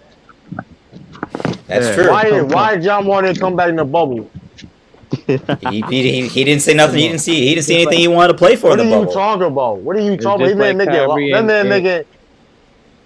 That man making millions. Like, come on, like John Wall don't even make any sense. John Wall got nerve to talk about somebody. Like, hold on, Mike Butter. Why do you say the NBA? Why did you say he's right about the NBA being soft? What are you talking about? He benefits in what you talking about. From my perspective, right, when he was talking about soft, it's about these players not really staying on one team and always wanting to team up. So that's just my standpoint. Because from the earlier 2000s, there was a lot of continuity with competition across the league. But now it's only like 4 good teams every year. Hey, yo, y'all got stop saying that. Like, that's a lie. You know that, right? Yeah. 4 good teams. Come on, when I can name at least 6 teams. Them top 4 didn't even make it at the end. I can name the Bucks. But the Bucks had a legitimate chance to win it all. People had them picked. Some people actually had the Miami Heat picked as outside favorites. A lot of people had the Celtics getting to the finals. All right, so that's 3 teams just in the East. You talking about Philadelphia? Hold on, that's not it. Yeah, I even picked the Sixers fully healthy to get to the finals. Hold on, that's not even mentioning teams in the West. When you got the Lakers and the Clippers to start off with, the Rockets. And nobody thought great. about the Nuggets. Hold on, before the bubble even started, the Rockets were playing great. Before this pandemic, Russell Westbrook was playing like he wasn't going crazy. So the Rockets were contending. Everybody thought the Blazers was dangerous. Yep. Hey, come on, that's what I'm saying. I don't know where y'all say there's only 4 teams contending because we literally listened to a dude. I mean, how many people did y'all hear capping for the Blazers beating the Lakers in the first round? That's not people love Dame Lillard. I know that much. That's what I'm saying. Like, I can't believe it's only 4 good teams when the freaking Miami Heat was in the fucking finals. Well, why are you watching? If you feel going in besides if you a diehard Miami Heat fan. Nobody had Miami in the finals except people in Miami. NBA being soft. If you think the competition. That's not. Hold on, let him talk. Hold on. But who? Go ahead, Mike. You just took me to school. I'm not gonna lie. Hold on. I mean, you said you took him to school. The school is really nothing to debate with you. Just prove my point. But hold on, you said we proved your point. Wow. No, I said you disproved my point. You just showed why you was right. Yeah. No, I'm just saying but see, soft. I don't get this soft thing, man. I don't understand it. I think people throw it out. Going with the media. Media narratives. You remember when and KD? I think that's where my generation really. But these same people that call soft don't watch every game. He going with Steve. You remember when Stephen A. You remember when Stephen A. KD gets no respect for his ring. So that's the case they make. Didn't Stephen A. Smith broke his arm? Stephen A. Smith broke his arm or something like that. Boxing, like, come on, dog. We can't even take you serious, dude. Klay Thompson was shooting free throws with a torn ACL in the finals. Exactly. On a torn ACL. You call him soft. Hold on. Oh, CJ McCollum was playing with a broke back in the Rondo was dealing with back spasms and he came back early. People thought he was gonna miss the whole playoffs. Mm-hmm. He trying to get on. They deal with back spasms. Goran Dragic in the finals. You know, came back when he shouldn't have been on the court. Gordon Hayward came back sooner. So I got a question for you guys. Yeah, go what's up? I'm just seeing this floating around the internet. It said, so if John Wall was the one the championship, would it be worth more than KD's ring? John Wall would never win a championship being the guy of the team. So that's I mean, I don't not the best player on the team. team. When John Wall makes a statement, when he makes a statement like that, and he's talking about the teams where you might have guys who teamed up like I don't want to see him lose to the Atlanta Hawks. Then I don't want to see him lose to the Sacramento Kings or some of these other. So when the season starts, I want you you really gotta show up when you play. That man lost to a Boston Celtics. That man lost to a Boston Celtics with Isaiah. Like shut. John Wall need to shut up. You talk about, dude. I wanna chime in real quick. The only case I want to make for go ahead. Go ahead. I want to let Nick just got in here. I want to let him chime in on this one. Then we gonna go to see him. What's going on, y'all boys? How y'all doing? How you doing, bro? Yeah, man. Like my thing, like John Wall, I'm a huge John Wall supporter. I got like 3 of his jerseys, but he a part of the problem. Like he was one of the ones that was down in Miami training with LeBron, working out with LeBron. Being chummy with him, and this was the time when LeBron was in Cleveland, so he had to face that dude. So was he not a part of the problem with the quote unquote NBA being soft? That's a great point. And that's and you know what? And I'm like, I don't know. Even they went ham on him for that too. I'm 29 years old, so I'm not as like old, you know what I'm saying, as a couple of y'all, but I don't mean to sound like disrespectful, but a lot of these old niggas that still stuck in this 80s, 90s era ball, like niggas supposed to be out there clotheslining each other and shit, acting like, you know what I'm saying? Like, bro, like that's not basketball. That's done. This is not the WWE. This is the NBA. If you want to watch wrestling, go watch Andre the Giant, go watch Hulk Hogan, and watch all that other dumbass shit. Like, we here to see niggas put the ball in the net. We not, you know what I'm saying? So with some skill, with these older cats talking about the NBA soft, and you got Stephen A. He with his fucking Kermit the Frog face ass talking about the league is soft. You know, back in the good old days. That's why John Wall said that. Nigga, you couldn't cut it in Division 2. So what are you talking about? Exactly. That man broke his whole arm trying to box, sparring in the gym. Did you see when he was shooting free throws with James Harden? Did y'all see that? I didn't see that. Yeah, I didn't see that. It was a segment where he was shooting the ball with James Harden. Like, bro, the dude's shot is terrible. He's the last person to tell anybody that, the NBA is soft and these boys that they can't touch the 90s and all that, bro. Like, these players today will watch them niggas in the 90s. That's my opinion. That's my opinion. It's a totally different set of rules now. Said that shit right after we went ham on him. Hold on. Hey, we're gonna go to C Hill and then we're gonna open it up to everybody else. What you got on the C Hill? That's just John Wall's opinion, and like he said, it's really to the rule changes, y'all. I think they speaking to the rule changes. I agree with homeboy. Like I don't want to see people get clotheslined, but and knocked out the air and all that stuff like that. But y'all, that wasn't really going down, and for people that know basketball, that wasn't really going down in the 90s like that. Niggas, that Kurt Rambis and them was doing that in the 80s. Isaiah told them niggas was doing that back then. Mm-hmm. The 90s wasn't like that. The 90s were more defensive, like real defensive more than the 80s. The 80s, these niggas was blowing niggas out the air, snatching niggas out the air. That's not defense. So I agree with him saying that. I don't agree with him saying that all the players today would kill all the players back then. That's a lie. I don't agree with that. But I just said that's my opinion. That's I know that's why I'm not finna go down that hole. I'm just saying I disagree with you on. Well, if you look at the NBA with the Jordan rules, right? They made the decision that they want scoring. They don't want to see dudes get beat up all the time. I can name plenty of players back then that could play today, and I ain't just talking about super. See here, I've already done one simulation. It didn't pan out the way I wanted to go. I was just about to say, Let me do another. Big tilt. I agree with you, C-Hill.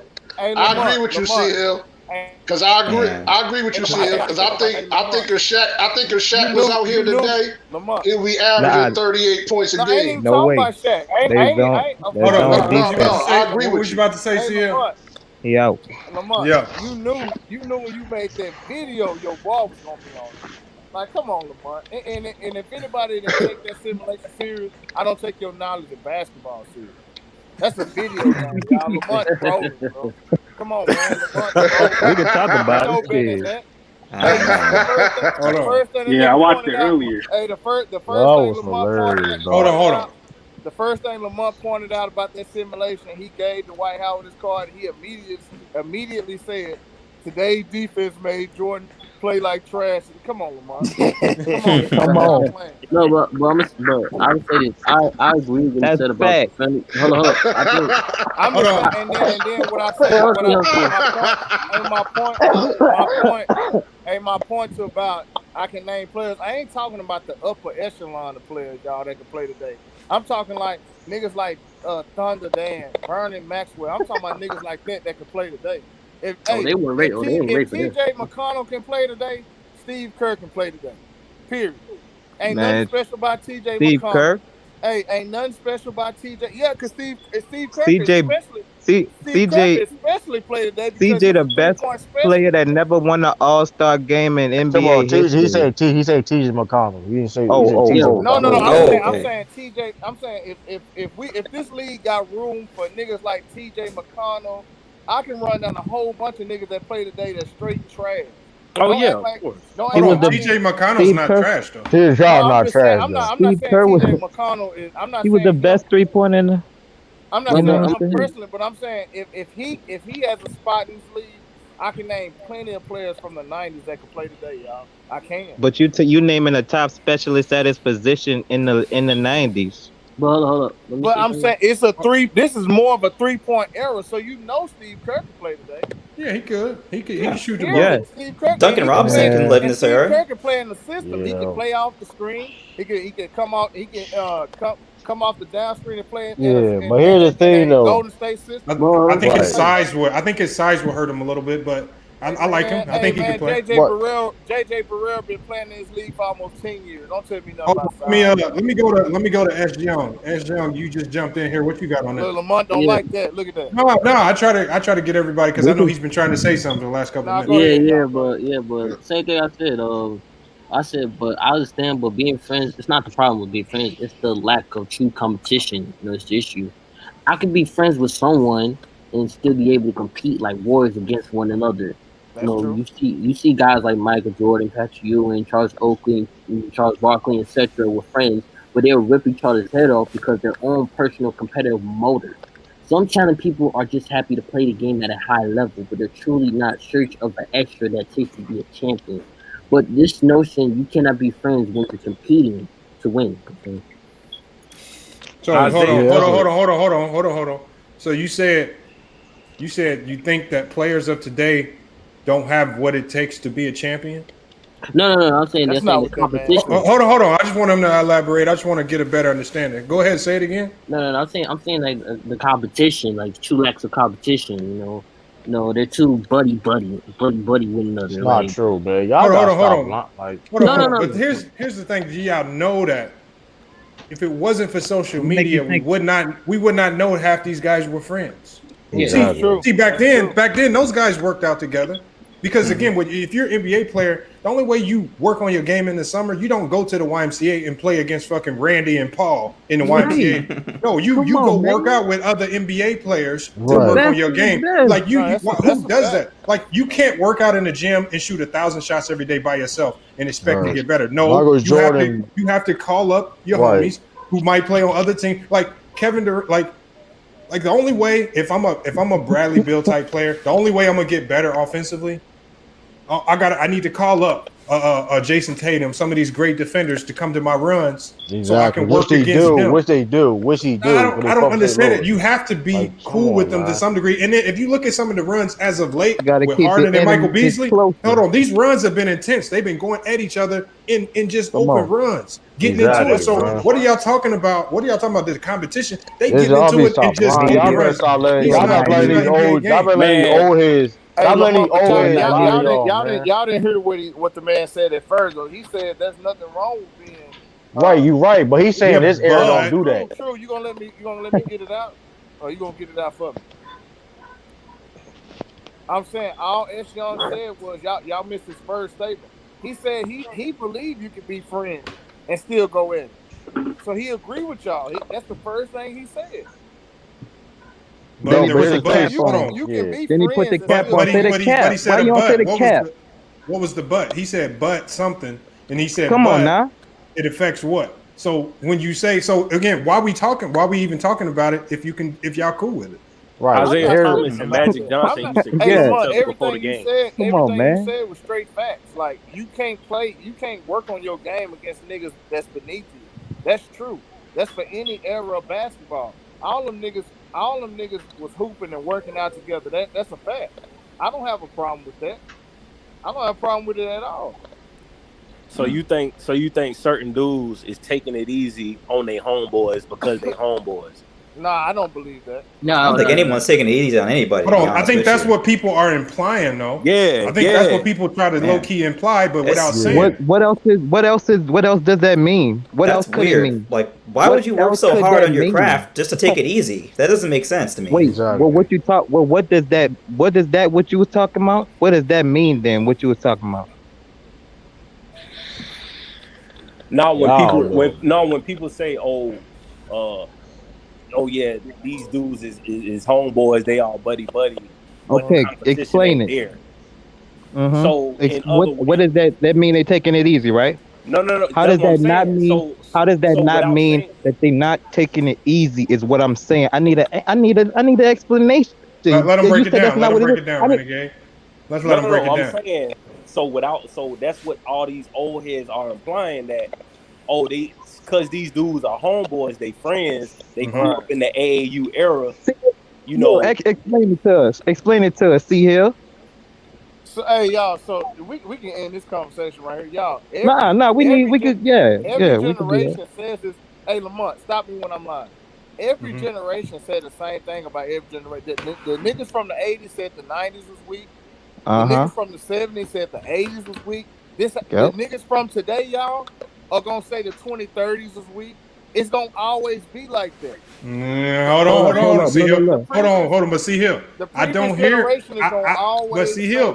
I want to say it was harder in their day. But I don't hear the players from the 2000s saying the 2010s is Yeah, I weak. never heard Kobe. I never heard Kobe or KG. I never hear that. I've heard KG, Paul Pierce, and a lot of I'll agree with that. I'll agree with that in a little bit, just because like Paul Pierce be coming at these niggas all the time. KG. Hold on. Nobody takes Paul Pierce seriously. Hold on. Paul Pierce said he was better than D Wade. Paul Pierce was saying a whole bunch of crazy stuff. Hold on. Lamont. Chill out with that Paul Pierce slander. He's not better than D Wade. That's a fact. Chill out. I'm not gonna go there. I ain't go there. We're gonna stay on topic. We're gonna stay on topic, guys. We're gonna stay on topic. That's my answer on that. No, speaking. I've heard KG and Shaq say that. Shaq from the 90s. Man, He don't count. Shaq from the 2000s. He's from the 90s too. All right. He came out in the 90s. But he was Shaq in the 2000s. Man, I understand that, but I'm not. I'm saying though, but he got his game from the 90s. I'm not counting.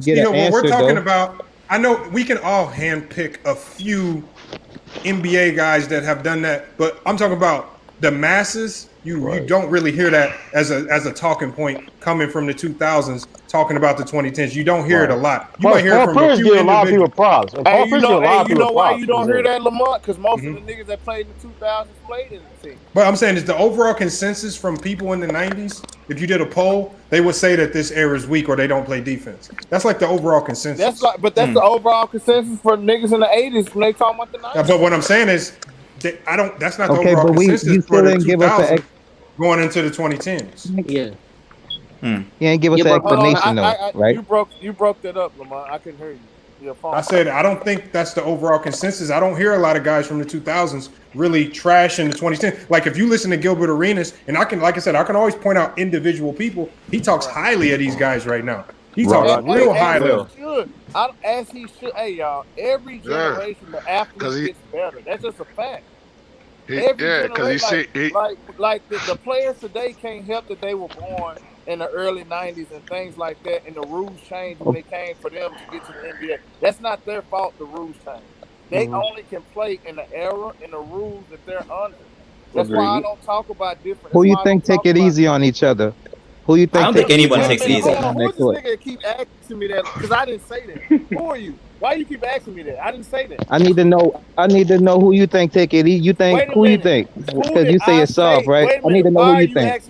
Why are you asking me that question, Ken Folk? And I didn't. I mean, you think it's soft, right? You think it's soft, right? I didn't say that. You think it's sweet out here, huh? You think it's sweet out here these days, huh? I didn't say this era was soft. They gotta play under the rules that they're under, man. I agree with the nigga when he said he don't want to see nobody getting close. I don't want to see that neither. I want to see your skill. I want to see niggas getting broke down. You coming off screens, your mid-range game, shooting three. I don't want to see niggas wrestling and all. If I want to see a boxing match, I'll go watch Floyd Mayweather. That's a good point. I think So why? No. Who is this nigga that keep asking me something I didn't say? Renegade. He want the one-on-one with you. No, but I'm saying, Lamar, I so up. I ain't never ducking no smoke, but I didn't say that. What he asked me, I didn't say. Anything I say, I can repeat it, homie. So why you keep talking to me about think it's sweet? You think it's sweet? You think it's sweet these days? Why do you keep asking me something I didn't say? Because I got to get you. That's why I'm trying to get you. I didn't say that. So why you keep asking me? What the fuck is going on? Because I'm trying to find an avenue that I can get you. Because I got to get you. Because I want to find an avenue to get you. That's why I want it. He's looking for the smoke. Oh, he ready.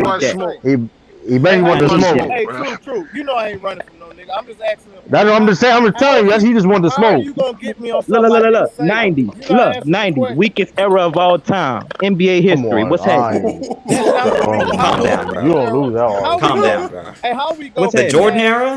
Come on now. 90s work. 90s and right now. Hold on. Let's stay on topic. Hey, before I even talked to Renegade, he was always saying this. Like I said, he's always been on that.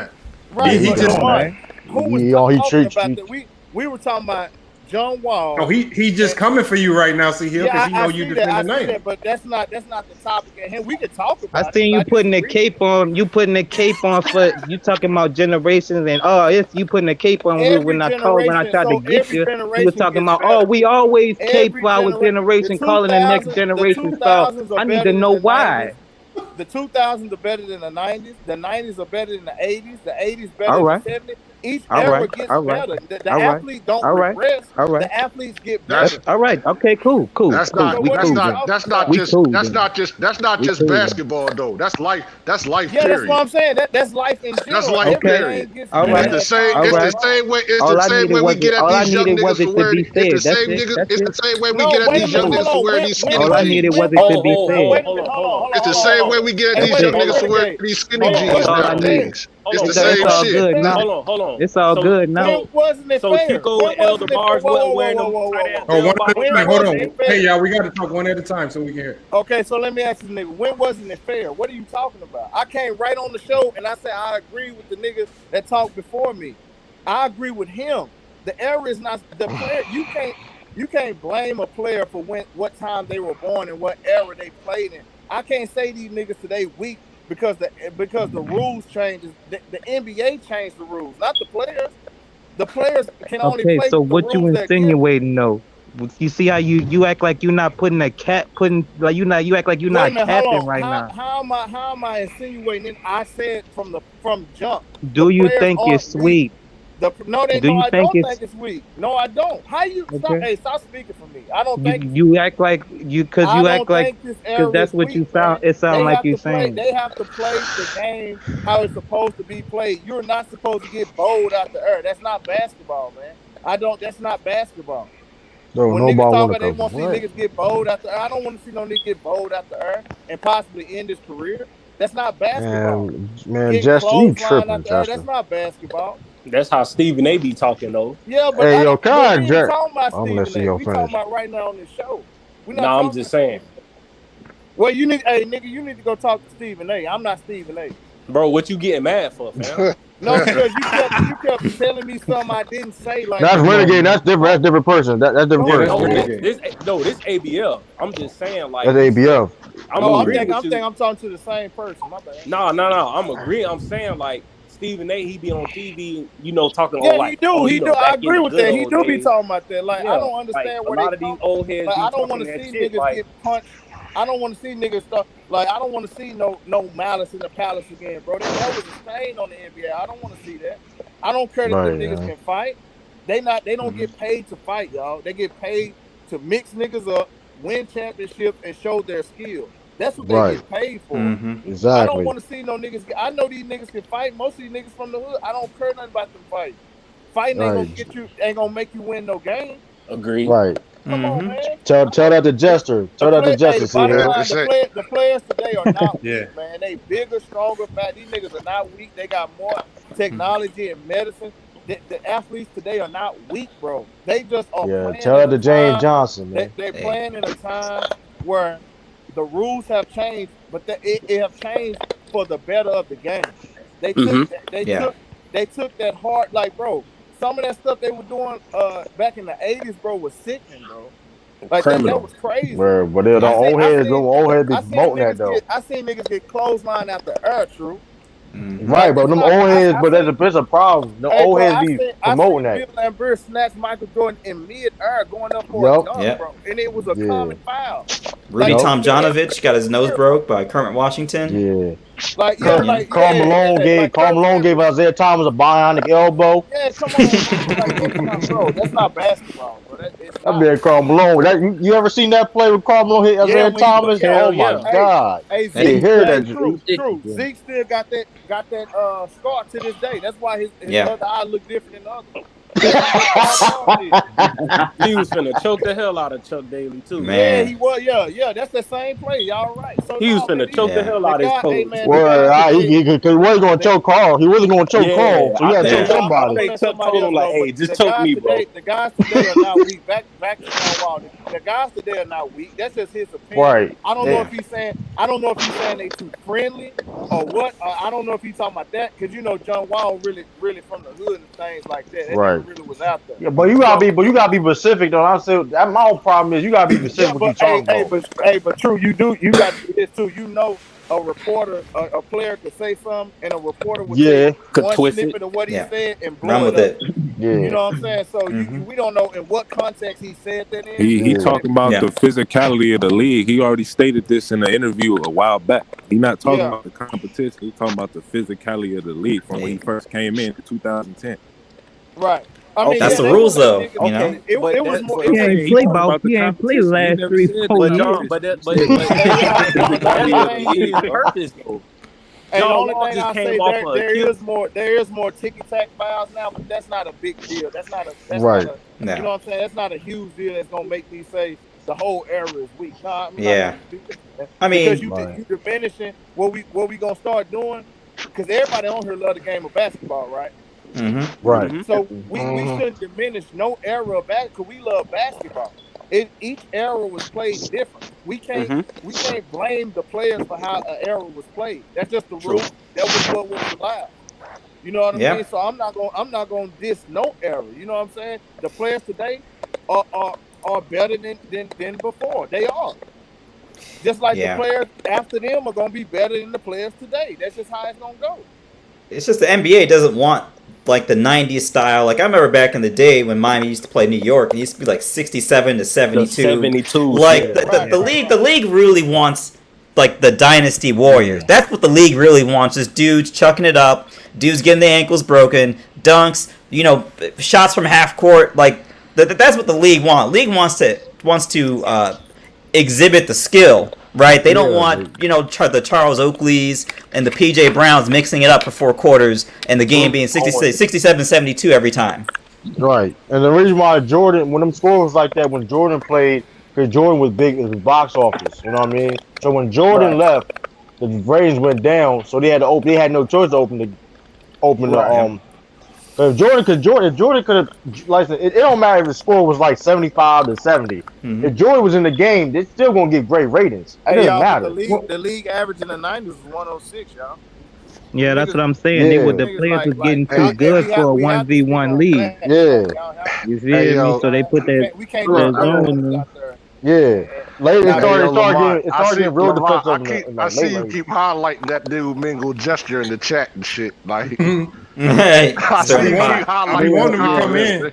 Well, Yeah, he don't I want know that you smoke. want He him to don't want come that in. I smoke. want him to come He in don't too, want cause that. I He don't like want that. He word. don't want that smoke. hold on. I got a No, question cause for you. like word, like I get what people keep talking about, not like running from the competition and shit, and people like teaming up with shit like that. But my thing is like none of you niggas had a problem when Boston did it.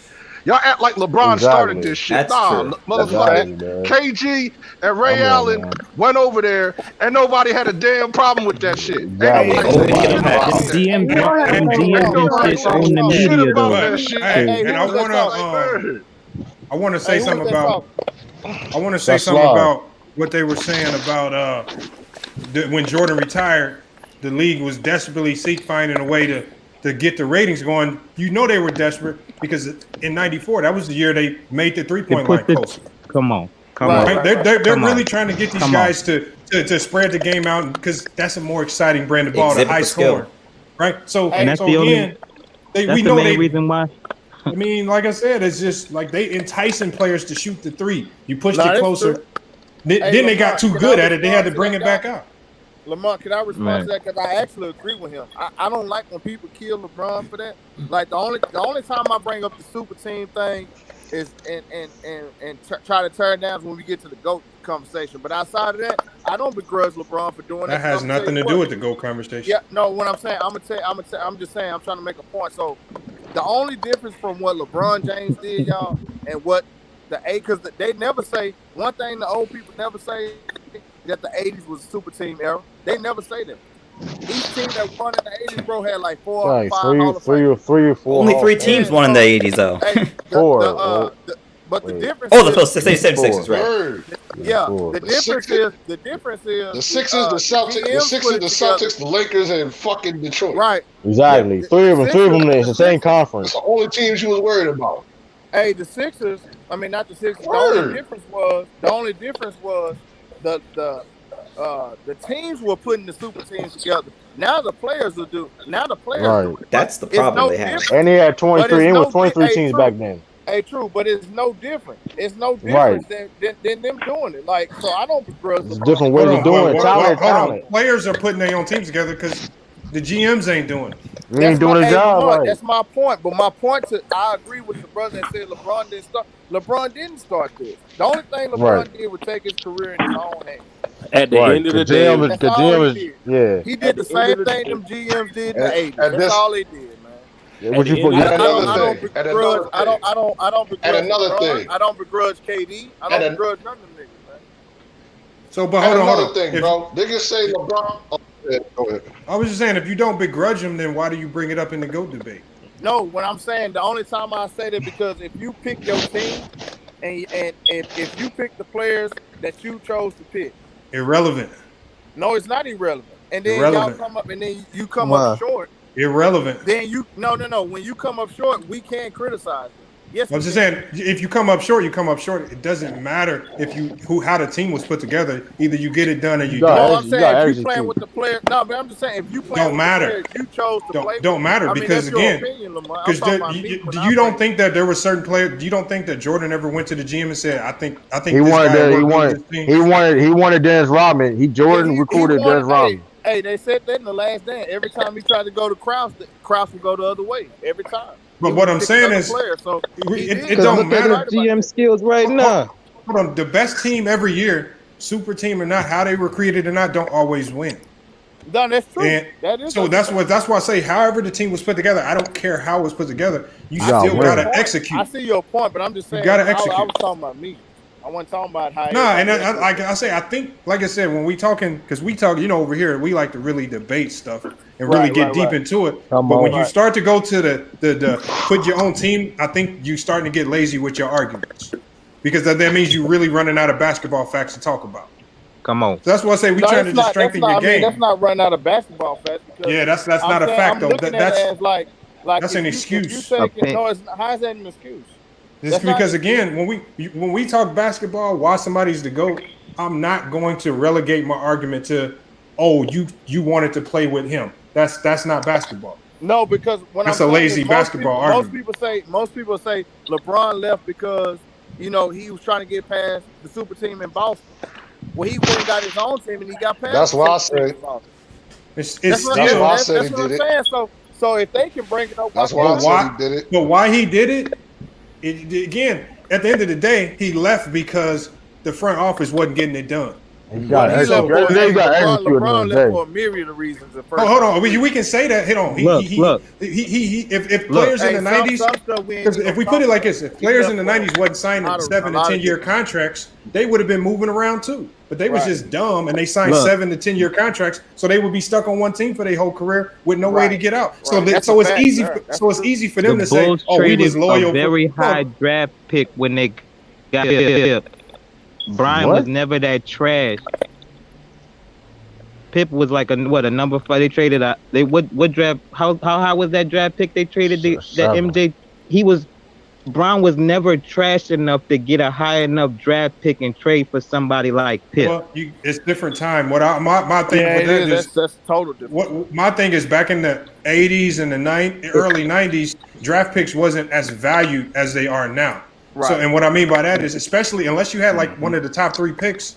Oh yeah, those picks are easy to get traded for. A veteran player would be more valuable. This is why you saw Vlade Divac get traded for the Kobe Bryant pick, right? Because the veteran is what at that time was more valuable than the young player, because back then young players was automatic. I don't care if you was in the lottery, you was gonna go to the bench. You was gonna come off the bench anyway. Right. So I don't care how good Pippen was. Pippen was gonna come off the bench anyway. Because he's a rookie, he's gonna have to earn his way. Johnson or Michael Jordan, yeah, that's what I'm saying. But they were, when you're talking about Magic and those guys, those are top 3 national picks. champion coming into the league. Lamar, I got a question. Yeah, what up? Yeah, I liked about the 2000 era you talked about. Yeah, I was arguing with the guy about it. He thinks that the 2000 era was hero ball. But in your own opinion, do you think the 2000 era was What is hero ball? How do you define hero ball? ISO ball. Hold on. But so basically, S. Young, when people say that, when they start when people start giving you lazy arguments, saying stuff like hero ball, then that's when you know you really you won the debate, because that's not a good basketball talking point. That first ball is not even a true statement. Because when people say stat pattern, when people say hero ball, even if that's true, bro, that don't mean nothing. It doesn't even mean. Like, it don't even hero. That doesn't even mean nothing, because if you look back in that era, it was it's an eye test. You got it don't mean nothing. Hey, true, but it's just not even a factual evidence. I know who S. Young talking about, I told him, I'm like, bro, the 2000 is not a hero ball. So Jason Kidd, so like even if you want to use that, like you had Jason Kidd, you had Tim Duncan, Chauncey Billups. Yeah, that was low key the most defensive era. No, they talking about when people say that's people that can only see offensive play. They're talking about Allen Iverson. They're talking about Allen Iverson. They're talking about They're talking about Gilbert Arenas. They're talking about AI. They're talking about all them players. I know exactly what they talk about when they say that. But it's like it's irrelevant. Please don't say Gilbert, man. All I'm saying is this: these are weak arguments that people try to use when they don't know what to say. Like when you hear the argument that LeBron stat pads, I want somebody to explain to me, how the hell do you stat pad at the NBA level? Because you know how hard it is. Some people struggle to score 10 points a game, but you're telling me it's so easy for LeBron. This man can stat pad anytime he wants. That's how sweet it is. It's not that easy. The man is just great. And you say stat padding to try to make it seem like it's easy to score in this league, and it's not. You actually got to have some skill to go in there on them trees and score. Like I said, so that's weak arguments. Hey, Lamar, weak arguments. We don't entertain that. Man, these niggas big trees down low, man. Great, man. I don't understand when niggas talk about players like all these players are great. They are in the NBA, y'all. It's only 400-something jobs, man. It's only 400-something jobs, y'all. We're talking about the best of the best. All these niggas are great, man. Man, 617 Brad, get in the chat, man. You be do all that caps and all that in the chat. No one want to come in the chat. Hey, True, who you trying to get at, True? 617 Brad. Hold on, chat. 617 Brad. Hey, hold on. I'm gonna give him an offer. Hold on. We can give you the head-to-head debate with somebody on the panel for the $25 cash out. So now you got a reason to come on in, man. Hey, Lamar, I still never got my shit either. Who is that? Who's that talking? ABL. Hold on. What were you supposed to get, a gift card? Yeah, when I watched Antisocial that night. You didn't? Hurry, put your email in the private chat. Put your email in the Yeah, private chat. I might have forgot. He did watch Antisocial though. That was my fault. Hey, put your email in the private chat. I remember that. I definitely did forget you watched Antisocial. I guess the. Oh yeah, I'm gonna get it right after the show. It was funny because my wife was Saints fan, so she was kind of pissed off that I had. You know what I'm saying? She was pissed off that I had. Hey, ABM, what was y'all debating? What did you debate him about? Football? Oh, football, yeah. Anti got cooked on football. Anti lost in the football. Yes. Come on, man. Yeah, he got. Oh my God! I wish I was dead. Hold on. Hey, see Hill, and it was a sweep too. He got swept. He didn't get no votes. He got. Yeah, I was like, dang, because he didn't. It really wasn't good enough. You know, I can't even remember. Even if it looked like a tie, it had to go to the challenge. He got swept. He got swept. ABM, what was y'all talking about? We were talking about cause you know Anti, you know he a Saints fan and shit. Right. I'm a Cowboys fan, so I asked him. I said, come on, man. I said, what's a Cowboys fan too? Sorry to hear that, man. I say, what's up with you and these bum ass Saints? Y'all niggas talk this bullshit every year about y'all gonna win the chip. Y'all get to the playoffs and y'all fucking choke. That's what I said. I needed to debate. Who the Cowboys fan? Hold on, let ABL finish, man. ABL, keep going, bro. Cause I'm gonna cook that nigga Anti on that. Oh yeah. I was telling Anti, I say, bro, I'm gonna get that nigga Lamont. I say y'all. Let me hear that. I say y'all Saints fans get on TV or the media, social media all year, every year talking about nigga like they won 15 trophies, man. And then I say every year y'all get to the playoffs and y'all choke. I say last year y'all choke. The year before that y'all choke. Man, that's all Marcus Williams. Choke. You know what I'm saying? Marcus Williams, goddamn. And then I even gave Antisocial. I said, look, the year y'all played the Rams in the NFC Championship, and y'all got robbed with the SB. Hit the link if 617 he ain't hitting the link. He ain't trying to come in. Hit that link. SB Talk Sports. Yeah, I told Anti. I said, let ABL finish. You lost to a Cowboys fan, man. Oh my God. Got swept. Go ahead and finish, Ken. I told Anti. I said even when y'all got robbed with the pass interference call, I said Drew Brees got the ball back in overtime first, and he threw a pick. He choked. Hold on. Let me hear from SB. What you got? Are you trying to debate somebody? It don't matter. Anything. That's what I do, man. You see, it's clear. Oh, hold on. What's the topic? Did you disagree with anything? No, I actually I came across your page today when I was in school. I just graduated from school for sport broadcasting and all that. Congratulations, man. What's up, bro? Appreciate it. Hey, you need to be going to. Hey, you need to go debate Stephen A. I'm trying to. I'll be working. I'll be working with like the Windy City Bulls. I met like a couple players on the actual Bulls team. I met the owners and all that. So yeah, I'm on my way working up there. Yeah, you are grinding. Yeah, I'm trying to, man. Hey, real talk. Congratulations. Yeah, that's what's up though. Nah, I ain't gonna lie. I started my own starting it now, but it was just like I was looking around. I ran across FY the base. I actually see what you're doing and how you're doing this is actually dope. I'm actually learning a lot, so I'm really like humble with it. So I'll try to look and learn and see what people doing and try to get better. That's all I'm about. Oh yeah. Hey Lamont, we jump back in a minute, bro. How long we're gonna probably shut it down here in about 15 minutes though. Oh, okay. I'll probably catch up. Hey Lamont, still get the info though, bro. I know, my bad. I just keep forgetting. My bad. Nah, you good? Yeah, salute to you, bro. But next time, pick on somebody in your old. Who your team? Who your team? Who, my team? The Chicago Bulls. I'm from Chicago. I'm talking about Sly. Oh. No. Man.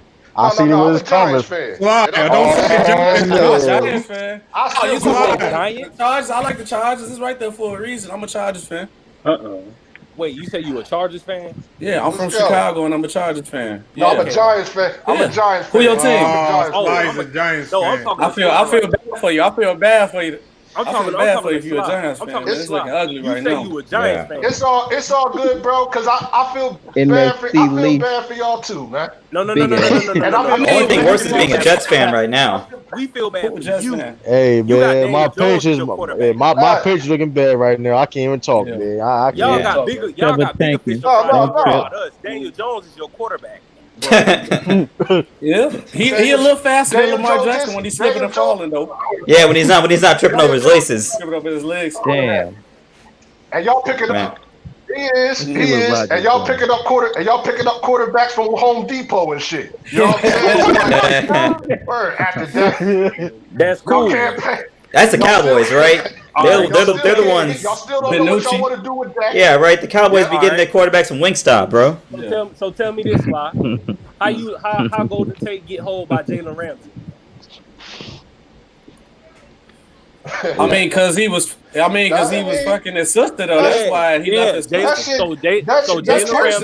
Jalen Ramsey hit his sister. Shit happens. But Jalen Ramsey's a Pro Bowl quarterback. But I can say the same for you. Y'all broke NFL history. The only team in NFL history to give up 30 points a game on defense for 6 straight games. Oh yeah, that's crazy. Y'all going to Canton. Y'all going to Canton. That's horrible. Y'all going to Canton. That's crazy. I said we were. Yo, I fire everybody on my defensive staff for that, man. We trash too, bro. But you a Cowboys fan. I'm a Giants fan. Bring So them down with you, man. Is anybody in here supporting a team with a winning record? God, everyone's like, my team trash. I'm a Dolphins fan. We having a good season. I mean, we got a young quarterback. Y'all having a good season. Our team is injured, so I'm good. The quarterback is good. My Patriots dealing with injuries, COVID. Man, the Patriots are dealing with the lack of talent right now. On the offense, we got the defense. The offense, we can't. I got a question though. Y'all ain't got the defense neither. 3 niggas set out. Is it time to respect Tom Brady with the fact that how he can work with a lack of talent now, seeing that he's gone? Man. Yep. Yes. That's not necessary. That's not necessary. Hold on. I respect Tom. It's a combination of everything, though. Like the team that. But he made the playoffs with the same team. That's pretty much. No, hold on. But they got 6 people out on defense. And a way harder schedule. We more hurt now. That's true. So it's a combination of both things. Tom Brady was a better quarterback than Cam Newton. I'm gonna say that's facts. Of course.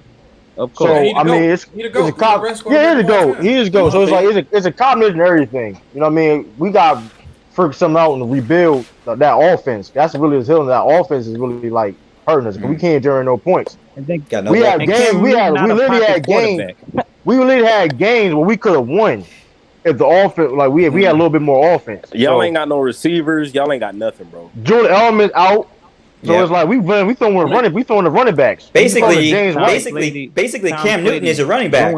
Yes. Yeah.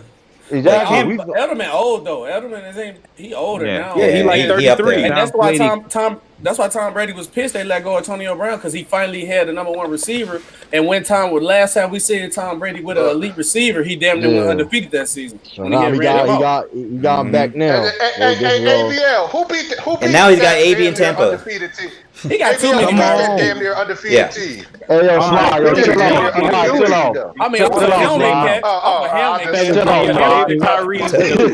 ain't gonna put his name out, true. You talking about 07, man. Chill out, Slide, man. Not just I'm not even gonna say that was luck. He did it to him twice.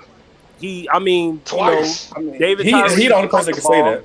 He caught the ball, held it on his helmet. And get it done. Hey, how do you get it done? That's how you get it done. Hey, Eli's magic, man. I don't know how he did it. So what about the second time? Hey, last time we played y'all, we beat y'all. How about that? That's all I know. Last time we played y'all in the regular season, we beat y'all. Hey, I got a question that y'all had said on the show earlier. Who said? I'm saying who said Shaq wasn't himself to the 2000s? Like Magic Shaq wasn't goated. That was C. Hill. Yeah, no. Shaq was a monster. I'm gonna tell you this though. Magic Shaq was so goated. I was born in '93. My mama named me after Shaquille O'Neal because that's how goated he was his rookie year. My real name is Shaquille. So to say Shaq was only himself to the 2000s, you're crazy. Yeah, I grew up in Florida. He was a monster, bro. He was Giannis. He was low-key. If he could actually, let him know. He was fast back in that day too. Yeah. Bro, I had the Kazam lunchbox and everything, bro. Came in as a rookie and was dunking on David Robinson.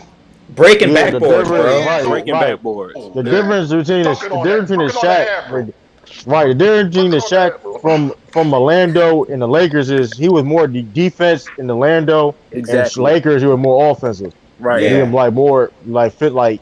So that's the only difference. I will say this though, Shaq always had trash shoes. Like his shoes were always trash. Hey, Yeah. not the rebound. The rebound was alright. The rebounds was alright though. You talking about the black and white Reeboks, the Shaq attacks? The Shaqnosis.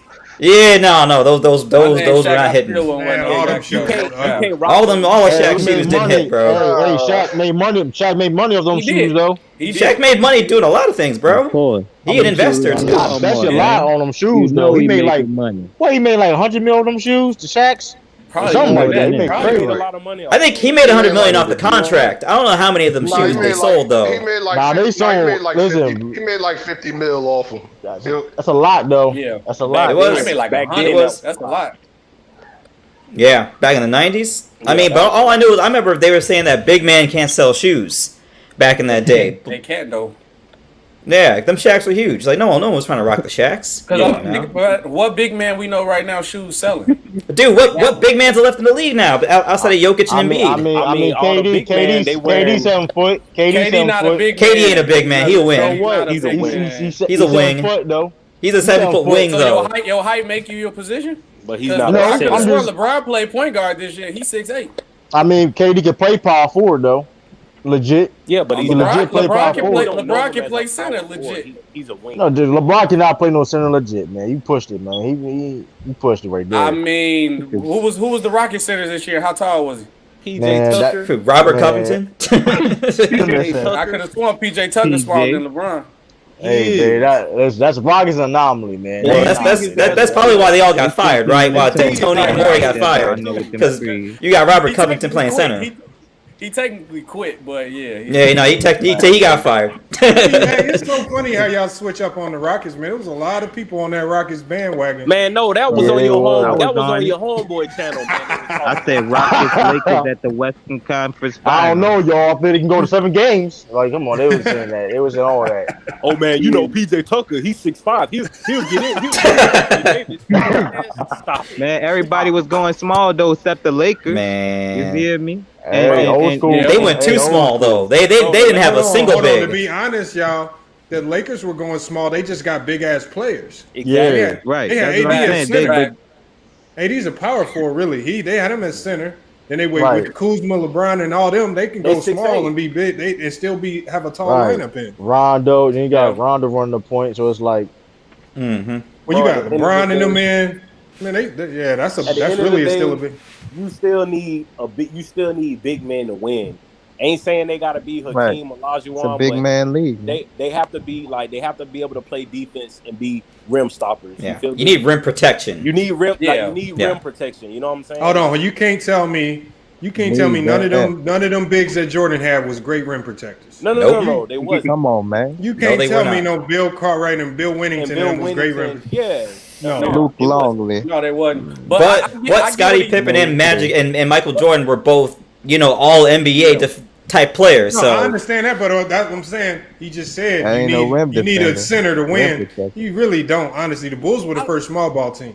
Yeah, I kind of get what he's saying. Maybe I believe he probably just saying like each team now that has one at least got that one shot blocker on their team. Did the Bulls in the 90s have coach at the 4? You also had Bill Russell. I mean not Bill. On Dennis Rodman. Still had Dennis Rodman. But that was for the last 3 though. Who they had for the first 3? What is Horace Grant really a defender? Yeah, Bill. Oh yeah, Horace Grant was a defender. Yeah, Horace Grant was a good defender. Well then, yeah, they had one there. Why you think Grant's so good? Hold on, man. Family, man. Look at him. He came in when the stream about to end though, but we gonna let him get cooked for about 5 minutes. 617 bread. We're ready, bro. He ain't want to come in, man. Hey, what you got? 617. Whose side are you on? Yeah, we hear you. What's good? Hey, this is for the host, Lamont. Do you have some type of negative bias toward the 90s? Oh God. Hold on. No. No. Why do you say that? Okay. I'm curious because you got a great platform here, and I listen to it as often as I can. You seem to want to diminish that particular decade more than any other decade. Can you explain to me why is that? No, I just bring them back to earth because they've elevated themselves for whatever reason. So I just burst their bubble and bring them back to earth. I tell them what they really was. They still was a good era, but they wasn't what they thought they was. So all I'm doing is just bringing you back to normal. That's all. When you hear the truth, it just sucks. But I can, that's all. They weren't the greatest era of all time, like people say. Hey, Lamont, who is the greatest basketball player? Not to cut 6-1. Who the greatest basketball player of all time? Just quick, to you and your opinion, since you have something against 90s. Jordan? Okay. I agree. Okay. All right. Jordan's the greatest because he dominated an era that he really wasn't built to dominate.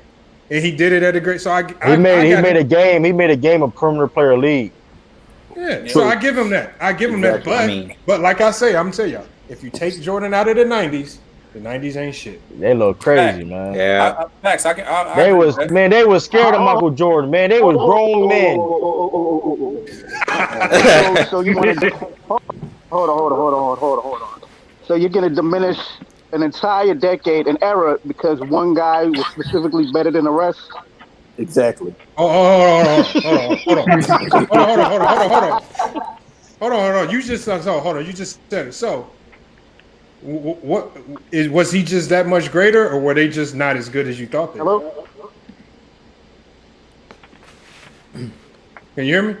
If you and I'm sure you're a stat geek, can you hear me? Yeah, I hear you. Hello? Yeah, we hear you. We hear you. Oh, okay. So, okay. I didn't think you guys heard me. So, my question is, because a guy is so great in one decade, that does not diminish the other stars in that decade. Yes, it does. That seems to be the point. Why does that? You want me to tell you why? They didn't win. Hold on. And then the only reason I do this is because of 90s fans. So I use y'all criteria. Remember, I listen a lot to how y'all go at LeBron. What do y'all talk about? 4 and 6 in the finals. Hold on. But y'all talk about his finals record. So when I look to stars of the 90s, I'm looking at accolades, how much hardware did you collect, and did you get any championships? And then when I look at who collected all the championships, one man collected most of the hardware. Right. I mean, that's facts. Why make a championship argument when that's not how you define how great a player is? Now it's about just the greatness. It's not about championships. Because if we talk about LeBron, the first thing you're gonna say is 4 or 6 in the finals. Ethan. I don't know who you've been talking about. I'm not a casual. I don't. Hold on. So you saying if me and you had the GOAT debate, you're not gonna talk about 4 or 6 in the finals? Hold on. That's not my criteria. I don't know who you've been talking about who actually know basketball. My criteria is not championships. It's not even the first thing I go to when I talk about championships. It's skill level. It's your accomplishments. It's your stats. And then championship is more like a cherry on the top. It's not my go-to. It's never been my go-to. If that's the case, Robert Ory is better than Michael Jordan. He's better than Pippen. That's never been my go-to. Now, if you want to talk about skill level, that's more important than your chips. But Michael Jordan literally single-handedly saved the 90s business-wise and on the court-wise, because they did the expansion where all the players were separated so that it wasn't like all the stars bundled up. Then you got to think about the fact that the NBA ratings was going down, and Michael Jordan literally saved the league. So the point is, like, you got to understand that without Michael Jordan, basketball probably wouldn't be where it's at right now. That's the reason why that dismantled on top of being the GOAT, because he did stuff behind the scenes and on the court. Not you got to respect that to him. Right. Think about the 2 years he was gone when the Rockets won. Nobody wasn't caring about that shit. They were still asking, is Mike gonna come back? Why Hakeem Olajuwon win the ring? Back. Yes, they begged that man to come back. Disrespectful. Yeah. Stars, like, you gotta understand, like, Go ahead, Lamar. If one person dominates your era, you cannot have the greatest era of all time because there's not enough parity to even make it great. He dominated too easily. So now we got to look at the 2000s where you had multiple champions, you had multiple great teams. Like I said, you can pluck Kobe from the 2000s And I can move on I can talk about D Wade. I can talk about Dirk. I can talk about Shaq. I can talk about Paul Pierce. I can talk about AI. And AI got hardware. When we talking about D Wade, he got hardware. When we talk about Paul Pierce, he got hardware. When we talk about KG, he got hardware. See, I can go to other guys that don't just I don't just have to say they skilled, but they actually went and got it done too. Nobody in the 90s can say I overcame Mike. Like Dirk said, I overcame the big three. Like when Kobe overcame the big three Celtics. They overcame. Yeah, all I hear in the 90s, all I hear is this. Well, because of Mike, I couldn't win. Well, because of Mike, we failed. Well, we couldn't win because of Mike. So Karl Malone don't like doing interviews about it. He don't even like talking about that. He gets hot. So you got a bunch of players because of Mike, they couldn't win. You can't be the greatest era of all time. So parity is one of your staples of how you define how great an era is. Yes. Is that what you're saying? Yeah. Yes. The level of competition spanned across the league. So okay, so how about this? The 2000s was dominated by the Spurs and the Lakers, right? Correct? No, the Pistons won a couple times. The 70s, no, one time. They won one time. One. No, in the 2000s. Mm-hmm. In the 2000s, the Spurs and the Lakers dominated the era. There were some teams in there that won. So, since you're basing things on parity, would the 70s be considered better than the 2000s? Ooh, no, not to me. Hold on. Why not? No, because I'm like I said, for me. See, because when you say, like I said, and when I said this the other day, I said when I'm talking about this 2000 era, only reason I pushed my era into like 2012, 13, and 15 because players are playing longer and still having deeper careers. So now I gotta extend my time frame because guys are still playing. Like LeBron is in year 17, looking like he's in year 10. So I got to extend it. He's playing into 2 decades. I got to extend it because now players are staying in shape. They're taking basketball more serious. They're playing longer. So now the length of dominance can also be longer. So when Kobe goes in almost 20 years, he still dropped 60 in his final game. When LeBron is dominant, when all these guys go deep into their careers, that's why I still count the 2010s. That's why I include the Celtics and KG and them. And that's why I include the D Wade. And that's why I include all of these teams, even though it might span into 2010s, because they still playing deep. They playing deep into their careers at a high level. In the 90s, great players, you saw sharp declines. Hakeem had a sharp decline. Same with David Robinson, sharp decline. All the greats, just sharp decline. Karl Malone, sharp decline. There was no. It didn't just slowly wean off. No, they just dropped off the map. That's all that happened. So that's because again, they didn't take the game of basketball the way these guys do. They take care of their bodies in the off season. They working out all year round, and they consistently staying game ready. That's just how it is. I wonder who started getting ready in the off season too. Also, the only person that stopped Jordan was Jordan when he retired. And he was. Every era got from the 90s. Look, the 90s was like, look, y'all. The 90s had a great players, had great moments, but at the end of the day, it was still dominated by one player. Yeah, it's dominated by one man.